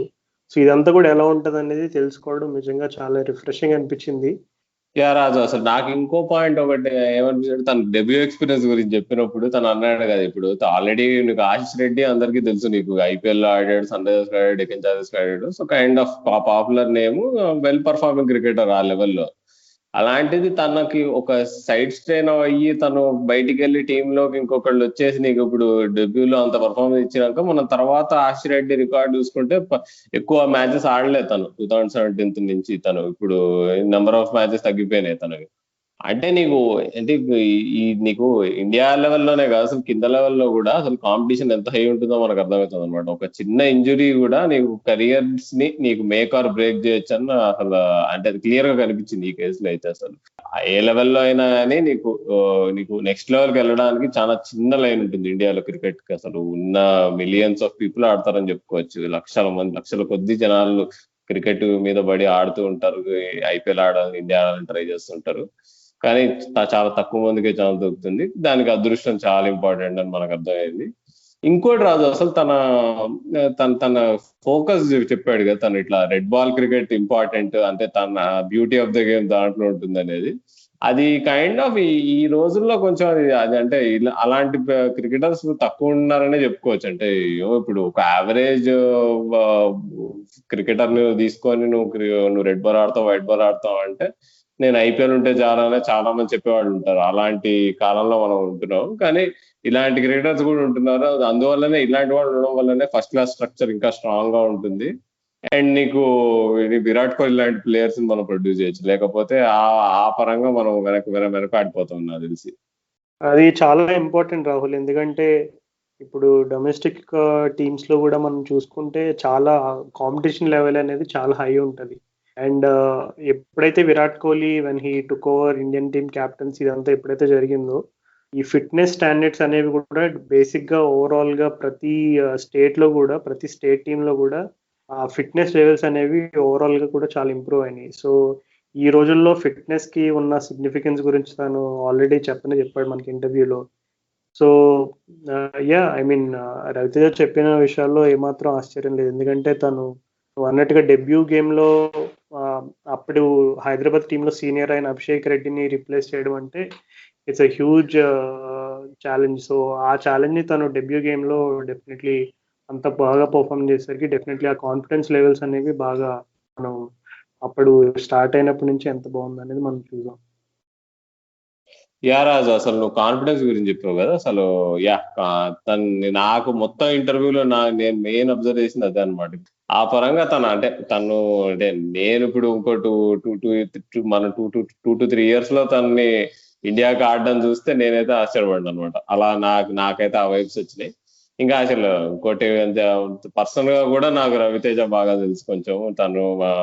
నేను వాళ్ళ అన్నయ్య కొంచెం ఫ్రెండ్స్ అనమాట. సో నేను కొంచెం చిన్న ఏజ్ గ్రూప్ లెవెల్ నుంచి కూడా కొంచెం తెలుసు, తను ఫాలో అవుతున్నా తన కెరియర్ ని. సో ఖచ్చితంగా తన వర్క్ ఎథిక్ గానీ ఏదైనా కానీ అసలు ఎక్కడా దెబ్బతినదని నేనైతే అనుకుంటున్నా. సో అదృష్టం బాగుంటే అన్ని కలిసి వస్తే తను ఖచ్చితంగా ఇండియా ఆడతాడు, ఐపీఎల్ లో కూడా మంచి ఒక రెగ్యులర్ కన్సిస్టెంట్ ప్లేయర్ అవ్వాలని నేను కోరుకుంటున్నాను అనమాట. ఇంకోటి చెప్పాలి మీకు, యాక్చువల్గా ఇది ఈ ఇంటర్వ్యూలో సెకండ్ పార్ట్ కూడా ఉంటుంది. మేము రంజీ ట్రోఫీ సీజన్కి ముందు కొన్ని రవితేజ మాతో షేర్ చేసుకున్న రంజీ ట్రోఫీ మూమెంట్స్, తన మెమొరబుల్ మూమెంట్స్ కానీ ఫన్నీ మూమెంట్స్ కానీ, ఇంకా రంజీ ట్రోఫీ ఫైనాన్షియల్ ఆస్పెక్ట్ ఎట్లా ఉంటుంది అసలు నీకు ఒక డొమెస్టిక్ క్రికెటర్కి, అంటే నీకు ఫైనాన్షియల్ ఛాలెంజెస్ ఎలా ఉంటాయి, ఇట్లాంటి వాటి గురించి మేము ఇంకా మాట్లాడాము యాక్చువల్గా. ఆ ముచ్చట్లన్నీ మేము రంజీ ట్రోఫీ సీజన్ 1 week ముందు ప్రివ్యూ చేస్తున్నప్పుడు మేము అది రిలీజ్ చేస్తాం ఖచ్చితంగా. అది కూడా ఖచ్చితంగా వినండి. That's a rap. అయితే ఇక చూస్తూనే మనకి ఆస్ట్రేలియా సిరీస్ దగ్గర పడుతుంది. అయితే వచ్చే ఎపిసోడ్ లో మేము ఆస్ట్రేలియా సిరీస్ ప్రివ్యూ చేస్తాము. స్క్వాడ్స్ నీకు ఇండియా స్క్వాడ్, ఆస్ట్రేలియా స్క్వాడ్స్ నీకు దగ్గర పక్కన పెట్టుకొని. సో దాని తాలూకా అప్డేట్స్ కోసం వేచి ఉండండి. మా పాడ్కాస్ట్ ని ఇప్పుడు మీకు చెప్పడం మర్చిపోయాము, జియో సావన్ ఇంకా గానాలో కూడా మా పాడ్కాస్ట్ మీరు వినొచ్చు. సో ఆ యాప్స్ ఎవరికైతే అలవాటు ఉందో, Spotify, Google podcast, Apple podcast కాకుండా వాటిలో కూడా మమ్మల్ని ఫాలో అవ్వండి. అక్కడ మీ పాటలతో పాటు మా పాడ్కాస్ట్ కూడా వినొచ్చు. సో మళ్ళీ కలుద్దాం, అంతవరకు సెలవు.